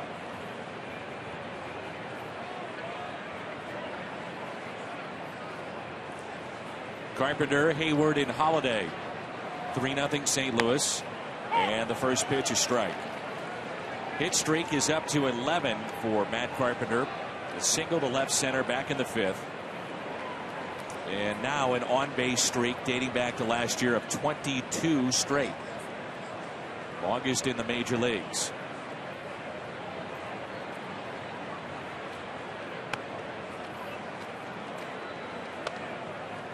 So interesting about Matt Carpenter. You can envision him in a lot of ways. I mean, there are a lot of conversation in the offseason about maybe he needs to hit second in the lineup or third, but of course he's been great in the first spot. Is he a better second baseman? Is he a third baseman? Is he a power hitter? Is he an on-base guy?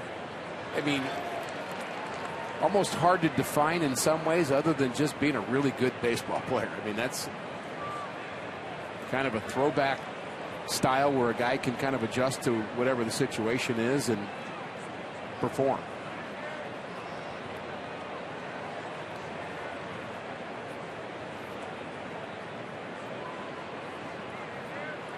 Now 1-2. Carpenter lifts it into right center.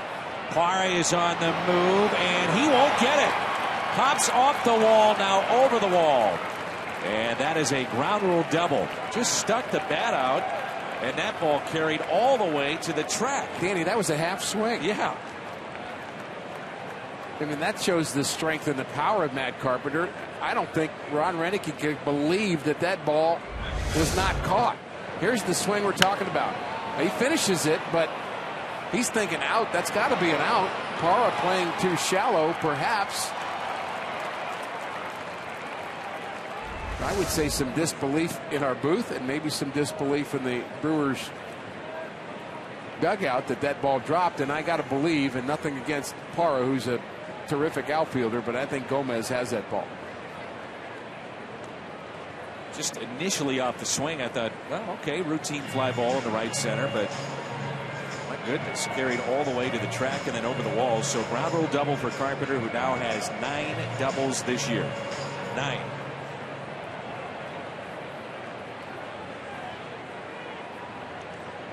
Hayward is homered here tonight.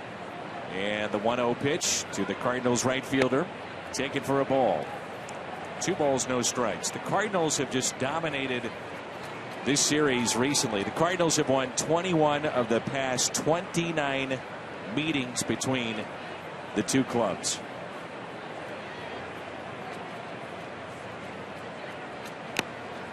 And to take it a step further, they have a .602 winning percentage here at this ballpark, so it's the best of any team at Miller Park.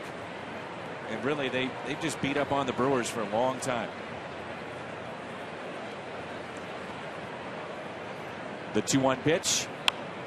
Could think back not that long ago when the Brewers offense had names like Ricky Wiggs and Prince Fielder and a young Ryan Braun and J.J. Hardy, Corey Hart. I mean, that was a team that could just flat out hit, and it was a power team. They're just not the offense. Hayward lifts it the other way, down into the corner. Davis runs out of room, and it's a foul ball. Good effort up against the sidewall. And that ball carried a long way. Sure did. And there's the effort by Davis.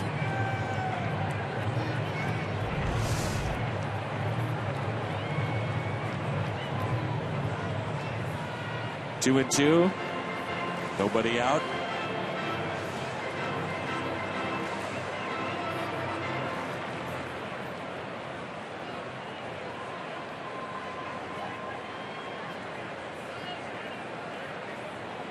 Carpenter, the runner at second base. The next to Jason Hayward. Hayward hits it sharply to short. Segura up with it, and he makes the play. Hayward couldn't hit that ball much harder. Good play by Gene Segura. We take a look at the Mazda game summary tonight. 3-0 St. Louis. Carlos Martinez still in the game. Peralta is 3 for 3 with a homer. Matt Garza, quality start. 6 innings, 3 earned, and Gene Segura is 2 for 3.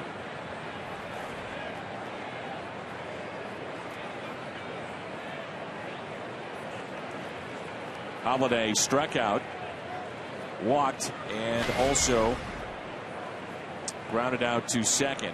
They're going to walk Holiday with first base open, and the left-hander Matt Adams next. Holiday is hitting over .600 against left-handed pitching this year.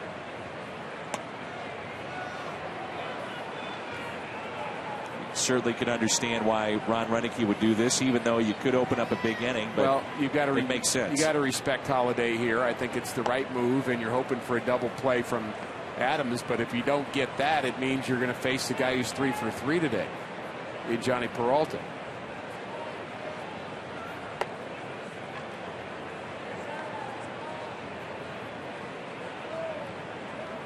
So this will be the third walk the Cardinals have been issued here tonight. Adams singled, struck out, and grounded out. Are you a little surprised that maybe a Mark Reynolds doesn't hit in this spot, or because of the short bench, that's the reason why he doesn't pinch hit with Reynolds? The short bench and the 3-0 lead. I think if you're down 2-1, perhaps a different story, and you take a chance with a short bench. But I do think the short bench is a big part of that, Danny. But I don't think you want to make too many moves too quickly when you've got the lead, because that means if you get into an extra inning situation, you might be out of players. Lifted out to shallow left center field. Davis the catch. And in steps Johnny Peralta. I think what I'm really surprised at is there's not a right-hander in the game right now to face Johnny Peralta. I'm thinking the exact same thing. Wouldn't you go to your bullpen here? They have Jeremy Jeffress. They have Michael Blazek from the right side. They just recalled Rob Wooten, who we saw a lot last year from AAA. And, of course, Broxton and Rodriguez. But this is a team that's been beat up a little bit, and they're trying to maybe get some extended work out of their relievers.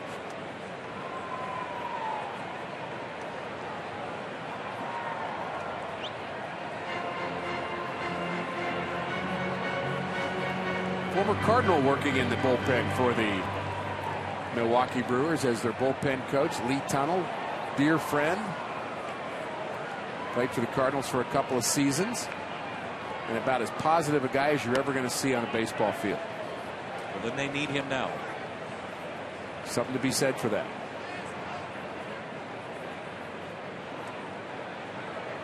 First pitch was a ball to Peralta.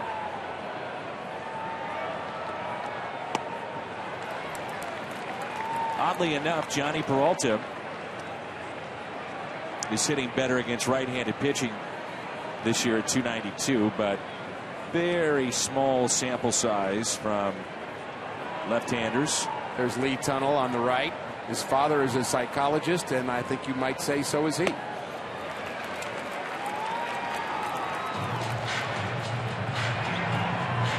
Keep everybody loose, keep them ready. Give some fatherly advice every once in a while.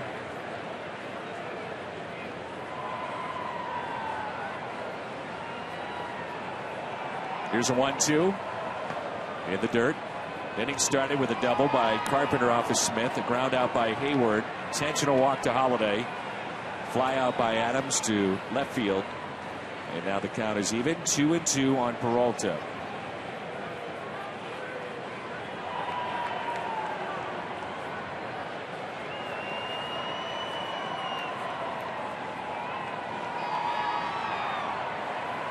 Next to the Cardinals shortstop, a check swing as the ball scoots away, and Carpenter advancing to third. Holiday had to wait, then didn't want to take the chance of running into an inning-ending out. He's off with this next pitch regardless. Well, the lead runner can go on instinct, and the runner at first has to not only use instinct but also understand the instinct of the guy in front of him. I think that's your point, and that little hesitation, I think Matt thought better of it. Full count pitch to Peralta. Here it is. A swing and a miss, and he struck him out. Cardinals strand 2. They've left 8 on tonight. Time to stretch here in Milwaukee.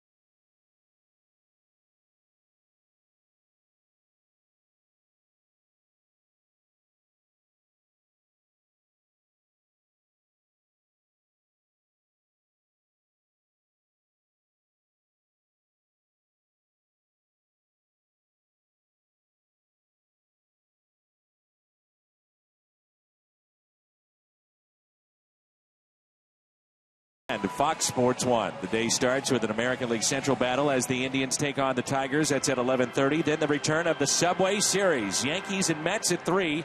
That's on Fox Sports 1. And coverage of the Cardinals and Brewers begins at 5:30. Fox Sports Midwest. You want baseball, you'll get it tomorrow. Lind, Davis, Ramirez.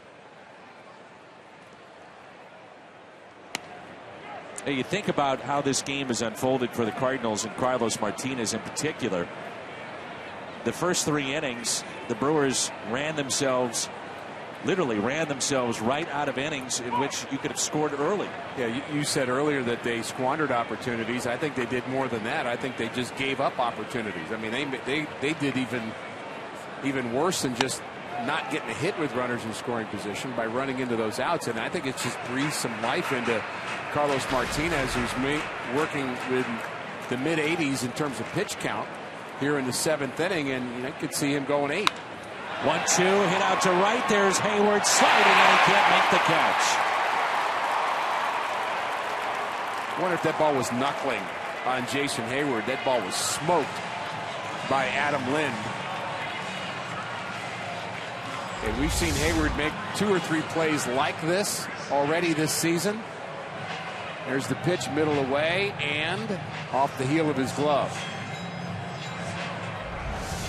He was going, Rick, to his right, and the ball was pulled by a left-hander, so that's going to his left. And as you mentioned, that ball was scorched, so it makes it a tough combination. And the reason I said it might have been knuckling is it'll move differently than you think it's going to move at the last minute if it is knuckling, and that happens when the ball's hit squarely. And it's really just like throwing a knuckleball. I mean, you try to catch a ball that's hit like a knuckleball, and it doesn't have any spin on it. It's the same feeling.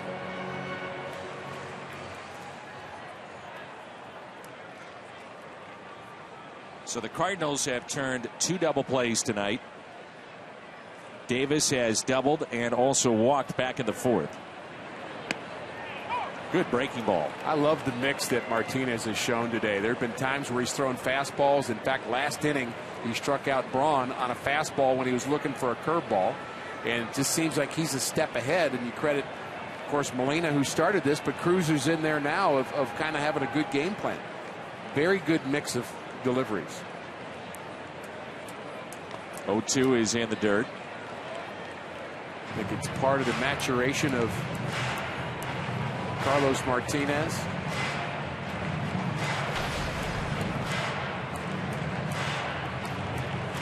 Matheny giving a lot of credit, as we spoke about Martinez before the game, for being much more of a pitcher than he was a year ago, and not just throwing the ball to make the gun spin. The 1-2. 2-2. You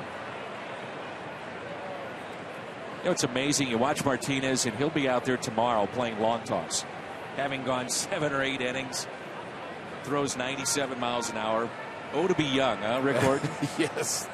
Have that electric rubber arm that he's got. I mean, that just sent about 4 pains up and down my arm just you talking about it. Fly ball out to right. It's well hit. Hayward back at the wall. He's got enough room and makes the catch.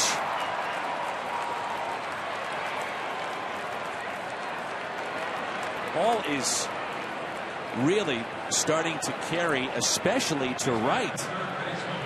Very much so. We've seen a number of balls that just keep going, including this one. Ball's hit pretty well to right, but it just keeps flying. Think about Johnny Peralta's home run and how far that went, as that one off the bat of Davis backs Hayward up against the wall the other way. And now it's Aramis Ramirez, who is struck out and also popped out. Short lead at first by Lind. There's a fly ball again to Hayward. He's been busy in this inning. Backs up a step or 2, makes the catch. So at 92 pitches, you still think a couple of hard hit balls, maybe perhaps last inning for Carlos Martinez, or the leash may be getting a little shorter. Plaza Tire Service, Fox Tracks. Just off the outside corner.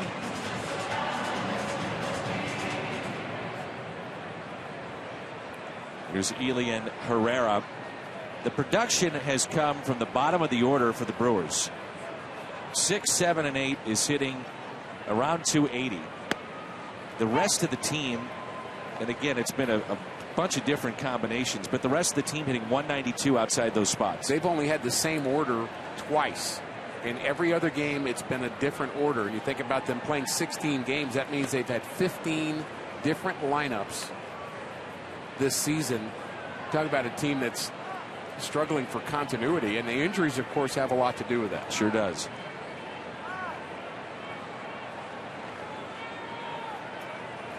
One ball, one strike, runner at first. Fought off and foul. 1-2 the count. Martinez has struck out 7 here tonight. He's still throwing hard. Cardinals do have a lefty, and now a right-hander has joined him in the bullpen. How about this starting pitching for the St. Louis Cardinals in 2015? Could hardly be better. This has the feeling to me of 2004. And remember, that team won 100-plus games, but they started out, I believe, in month 1, 15-15, and then they took off. This reminds me of the team that, after the 15-15, that took off. I mean, every 5th day, a guy that you feel, without question, you have a chance to win.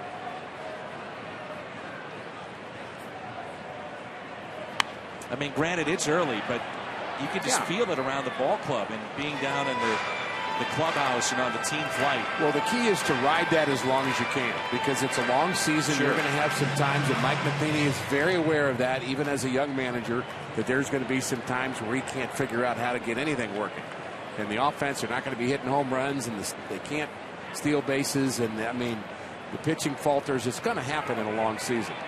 And he went a strikeout as Cruz applies the tag on Herrera. 8 strikeouts for Carlos Martinez.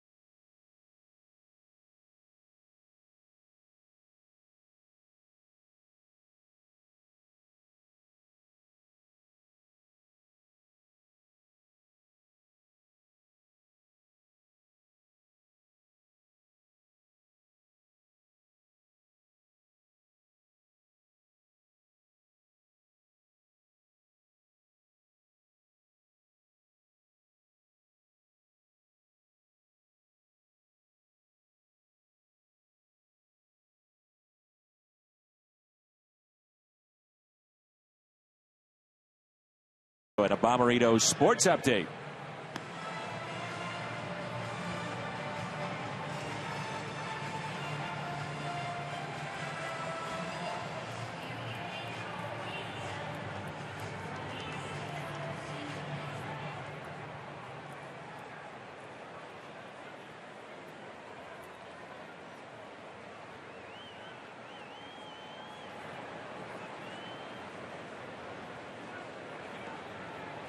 Carlos Martinez ties his career high with 8 strikeouts. We'll see if he remains in the game. Second inning of work for Will Smith, and a breaking ball to John Jay.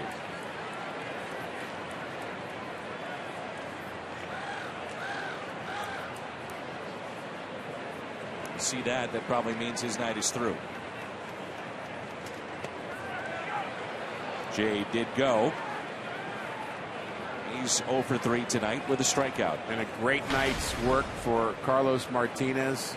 The 8 strikeouts you mentioned, just 4 hits in 7 innings. Very, very solid. The Brewers didn't help themselves, as we said, but we've got to make sure that enough credit goes to Carlos for how he pitched with runners on base in those early innings, and then how he just got better and better and dominated. Such an emotional release when you're done. I mean, you're waiting 5 days to do this. I mean, you're so antsy about your time to pitch. You're so focused, and then it's over, and you can just relax and enjoy it. Or not.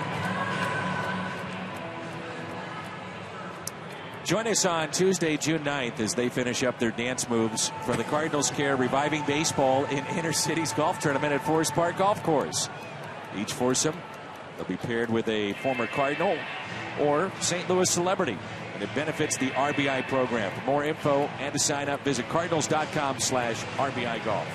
Looking forward to that golf tournament. I haven't been able to play in that tournament for a number of years, and I'll be there. Hacking.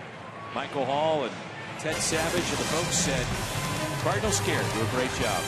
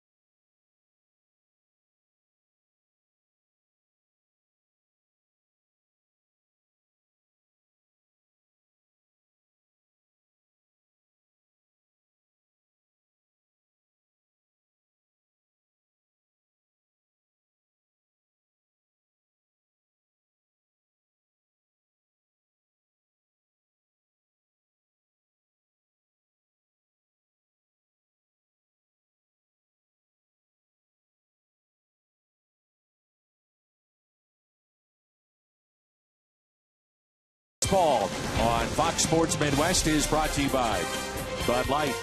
It reminds fans to stay in the game and drink responsibly. Bud Light. Milwaukee Brewers came into existence April of 1970. The Seattle Pilots, that franchise purchased with a group led by Bud Selig, who then became the commissioner of baseball. Now we have Rob Manfred. As they move the Pilots to Milwaukee, Jeremy Jeffress, our Chevy, called to the pen. And this will be Tony Cruz, who walked his first time up. And the word on Yadier Molina taken out of this game for precautionary reasons. So we'll find out more in the postgame with Jim. Jeffress is a hard-throwing right-hander. First-round pick for the Brewers, and has bounced around with Kansas City and also with Toronto, and now has been re-signed by the Brewers, and it's a good commercial for not burning your bridges with organizations. They may want you back someday, and the Brewers have given him a chance, but he does have a live arm.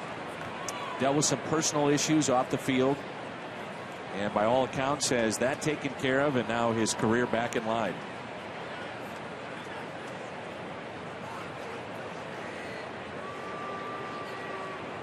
Here's an 0-2. It is amazing now, though, Rick. You look at, there's Jordan Walden, leads into what I was about to say. I mean, it just seems like every guy that comes out of the pen is throwing like Jeffress or Walden or Rosenthal. I mean, the hard throwers, it's incredible in this game. The breaking ball hit down the left field line and foul. I think there's going to be a correction a little bit, and I point to Aroldis Chapman as the perfect example of this correction. Of it's not just how hard they throw, but where do they pitch most effectively. And at one point, Chapman was throwing 103, 104, and he's kind of settled down into the 98, 99. Settled down. But it's still hard, clearly. but I think for relievers to find that good velocity, but also be pitching out of the bullpen, making solid pitching, because pitches, when you come in, game's on the line for the most part. Jeffress retires Cruz. And 2 outs, nobody on for Colton Wong. Good location down in the zone with some downward movement. And, you know, I think Chris Carpenter, to me, when he would talk in post-game interviews or whenever we had the chance to chat with him about pitching, I always thought he was very clear about what this game really is from a pitching point of view. Simply making one good pitch after another.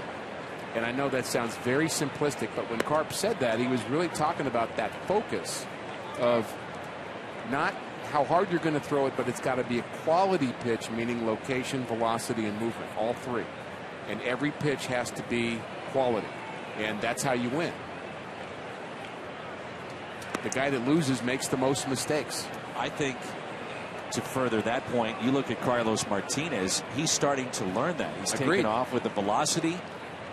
You know, Rick, I think in 8 starts prior to this year, he had gone 6 innings 1 time. He's done that now 3 times this year, at least 6 innings. And 7 here tonight. And had some velocity even when he finished this one. Cardinals head to the bullpen. Martinez is through for tonight after striking out 8. Walden coming on when we come back.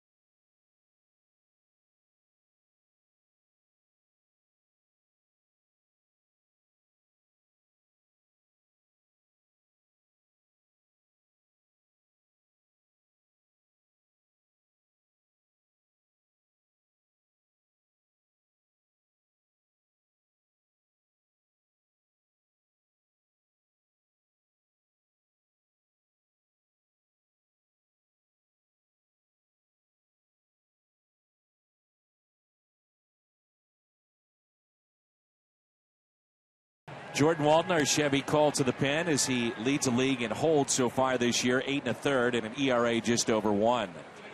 The franchise 4, you can vote at MLB.com, and we go with Rogers Hornsby to be part of that franchise 4, the Mount Rushmore, if you will, of Cardinals baseball. Only Ty Cobb with a higher lifetime average than Rogers Hornsby. And I'm sure he had a high OPS plus. Heck of a war. No doubt. Here's Jordan Walden. Really starting to settle into that 8th inning spot, isn't it? Been fun to watch. I mean, you think about Segrist in the 7th, Walden in the 8th, Rosenthal in the 9th. The bullpen has allowed 7 earned runs in 37 1/3 innings. Liner off the glove of Peralta, and Maldonado is aboard.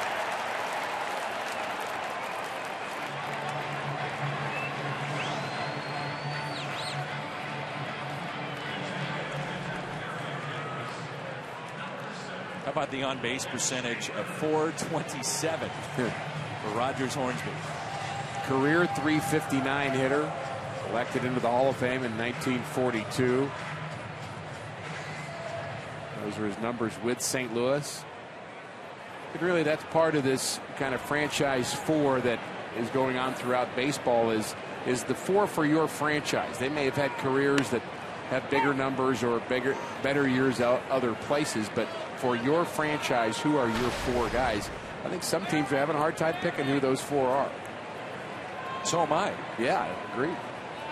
Here's Logan Schaefer off the bench, pinch hitter. They have 2 lefties on their bench. And that ball scoots through Cruz.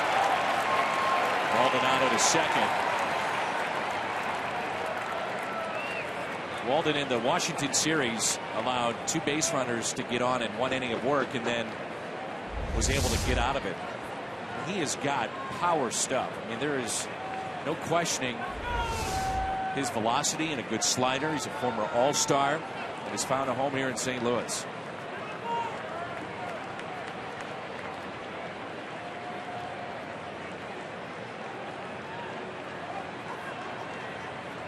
Here's a 1-1 pitch.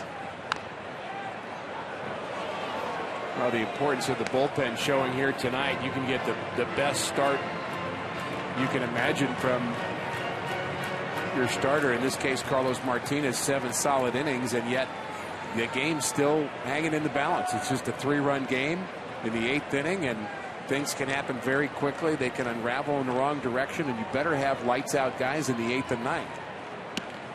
I think Kansas City proved a year ago just how good a season you can have if you've got lights out guys in the 7th, 8th, and 9th. Those guys were unbelievable.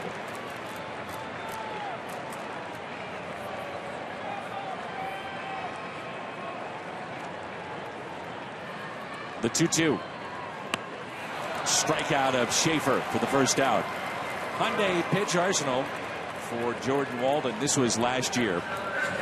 Fastball, slider, changeup. We've talked a lot, Rick, about the unique delivery that he possesses. And I went to him in the clubhouse today. I said, okay, how in the world did you learn this delivery?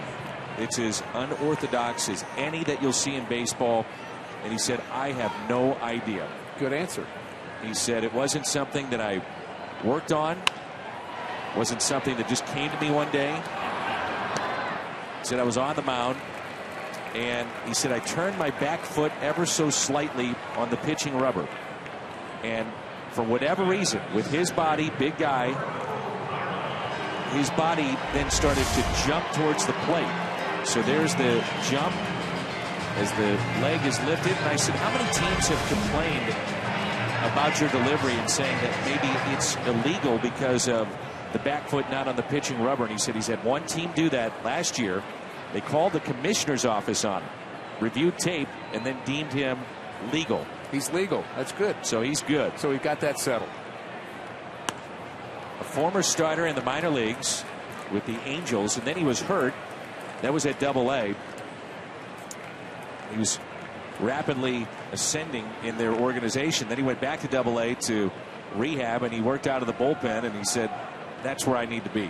So this is my home, and this is where I feel comfortable. So funny when guys find that home that they want to be a starter, and then you put them in the bullpen, and they just flourish.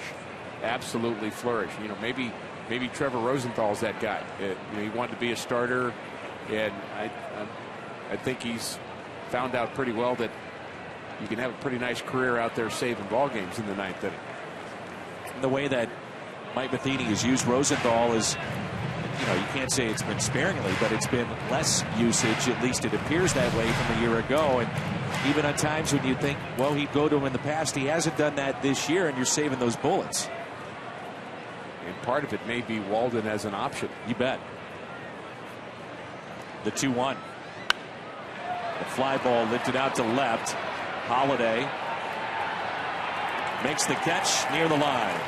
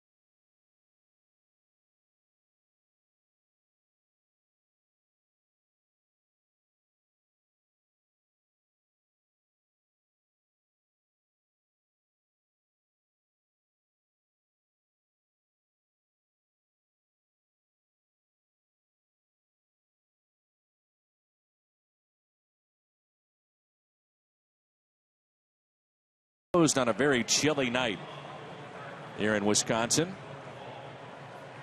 Glad that you're with us on Fox Sports Midwest.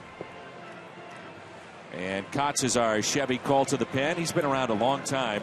Off to a tough start. 6 innings, 6 hits, a couple of home runs, and the ERA up 6. 2 lefties in the bullpen for Milwaukee. We mentioned that the Cardinals are going to get a steady diet of middle relievers who are left-handed this year. A lot of right-handed starters in the National League Central, especially. But if you're going to face the Cardinals, you better have 2 guys from the left side, because you're going to be facing Carpenter and Hayward and Adams and Jay and Wong quite a bit. Mark Reynolds, the former Brewers, skies one on the outfield grass. Herrera puts it away for the first out. So right now, available position players for the Cardinals on their bench: Pete Kozma, the emergency catcher, and Peter Borges. Another 2-hit night for Matt Carpenter, and that's now 11 multi-hit games to lead Major League Baseball. 11. And if you're just tuning in, for those who don't know, Yadi Molina took a foul ball off his knee or the thigh area, taken out for precautionary measures, and we hope okay. We'll find out more in the postgame with Jim. Carpenter breaks his bat. A couple of hops hit to short. Segura puts him away for out number 2. So once again, the Molina injury. Ouch. And again, for those who missed it, Yadi stayed in the game, finished that inning, which ended up in a strikeout of Aramis Ramirez, came back into the dugout, and that's often when it stiffens up. And he came in for that half inning, then went back out for the next inning and did all the warm-up tosses. So it wasn't a terribly stressful situation, other than the fact that it was just bothering him. And I know that Mike Matheny especially keeps a very, very close eye on Yadier Molina. He knows how important he is to this team.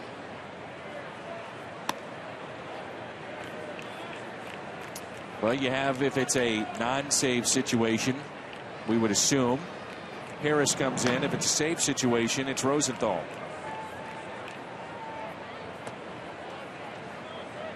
The great story that is Mitch Harris, and we're waiting for him to make his Major League debut.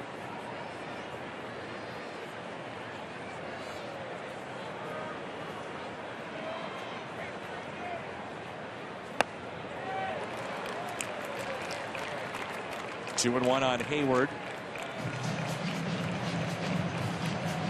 Probably a few less butterflies for Harris, since he's already been in this exact situation, warming up with the same expectation. If the Cardinals get an extra run, he's in. And it didn't happen, and Rosenthal came on for the save against the Nationals. So maybe a little less butterflies, but still quite a few. And anybody that knows him and has been a friend of his and knows about his journey, served with him, I can promise you they've got some butterflies just because he's warming up. The 2-2. Hayward fouls it back.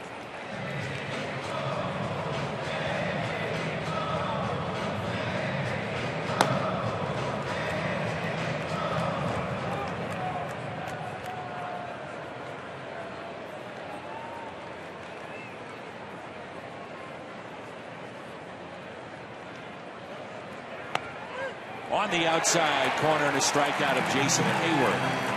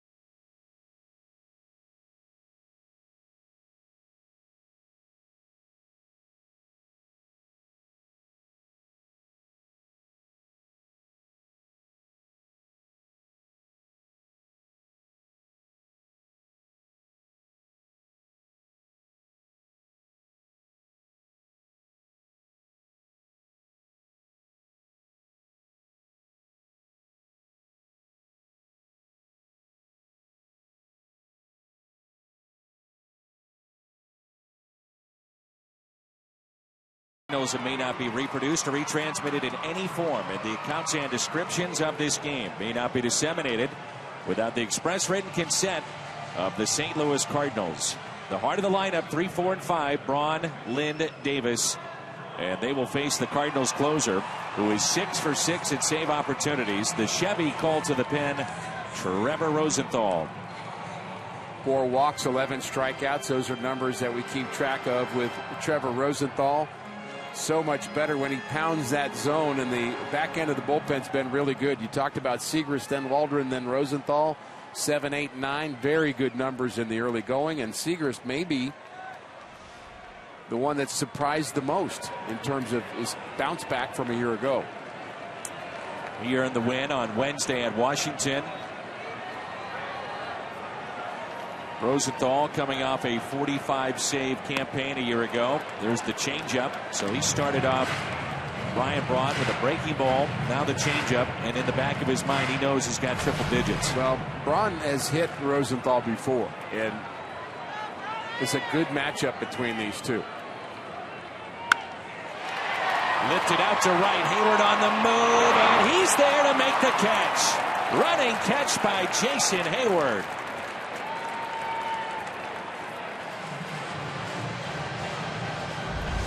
Well, a lot of balls have carried today, but this really wasn't one of them. I thought this ball was stung by Braun, but a great jump by Hayward and a perfect angle to the ball, and boy, it helps to be tall. You just don't see that man take many false steps on those jumps. Takes great routes. Confidence is important in this game, and more so defensively than one might think, including the route you take. I mean, you have to go on instinct and then just go. If you think about it, it's too late.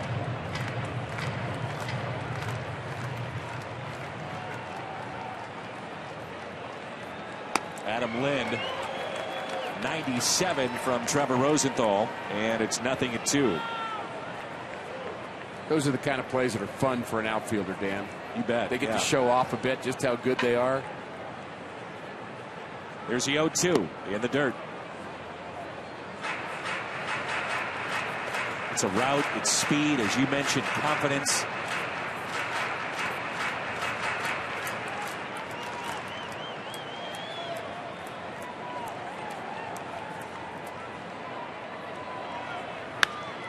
Had him out in front, and a fly ball into right center. There's John Jay for out number 2. Rosenthal looking for save number 7, which would put him one back of Familia of the Mets for the league lead. Carlos Martinez, Budweiser player of the ball game. 7 innings, 4 hits, walked 2, and 8 strikeouts.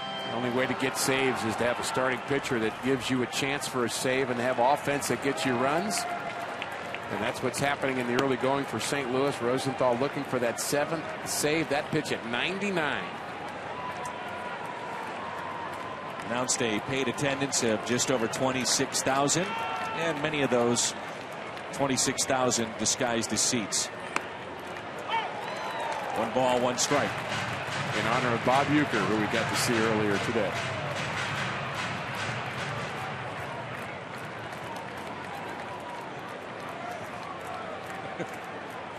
Here's a 1-1 to Davis. 99 on the gun. 1 strike away from taking game 1 of the series. Rosenthal has looked sharp tonight. Sharp this year so far. Pitch number 11 of the bottom of the 9th. Swung on and missed, and the Cardinals win another. They take game 1 of this series against the Milwaukee Brewers with a final of 3-0, and pitching.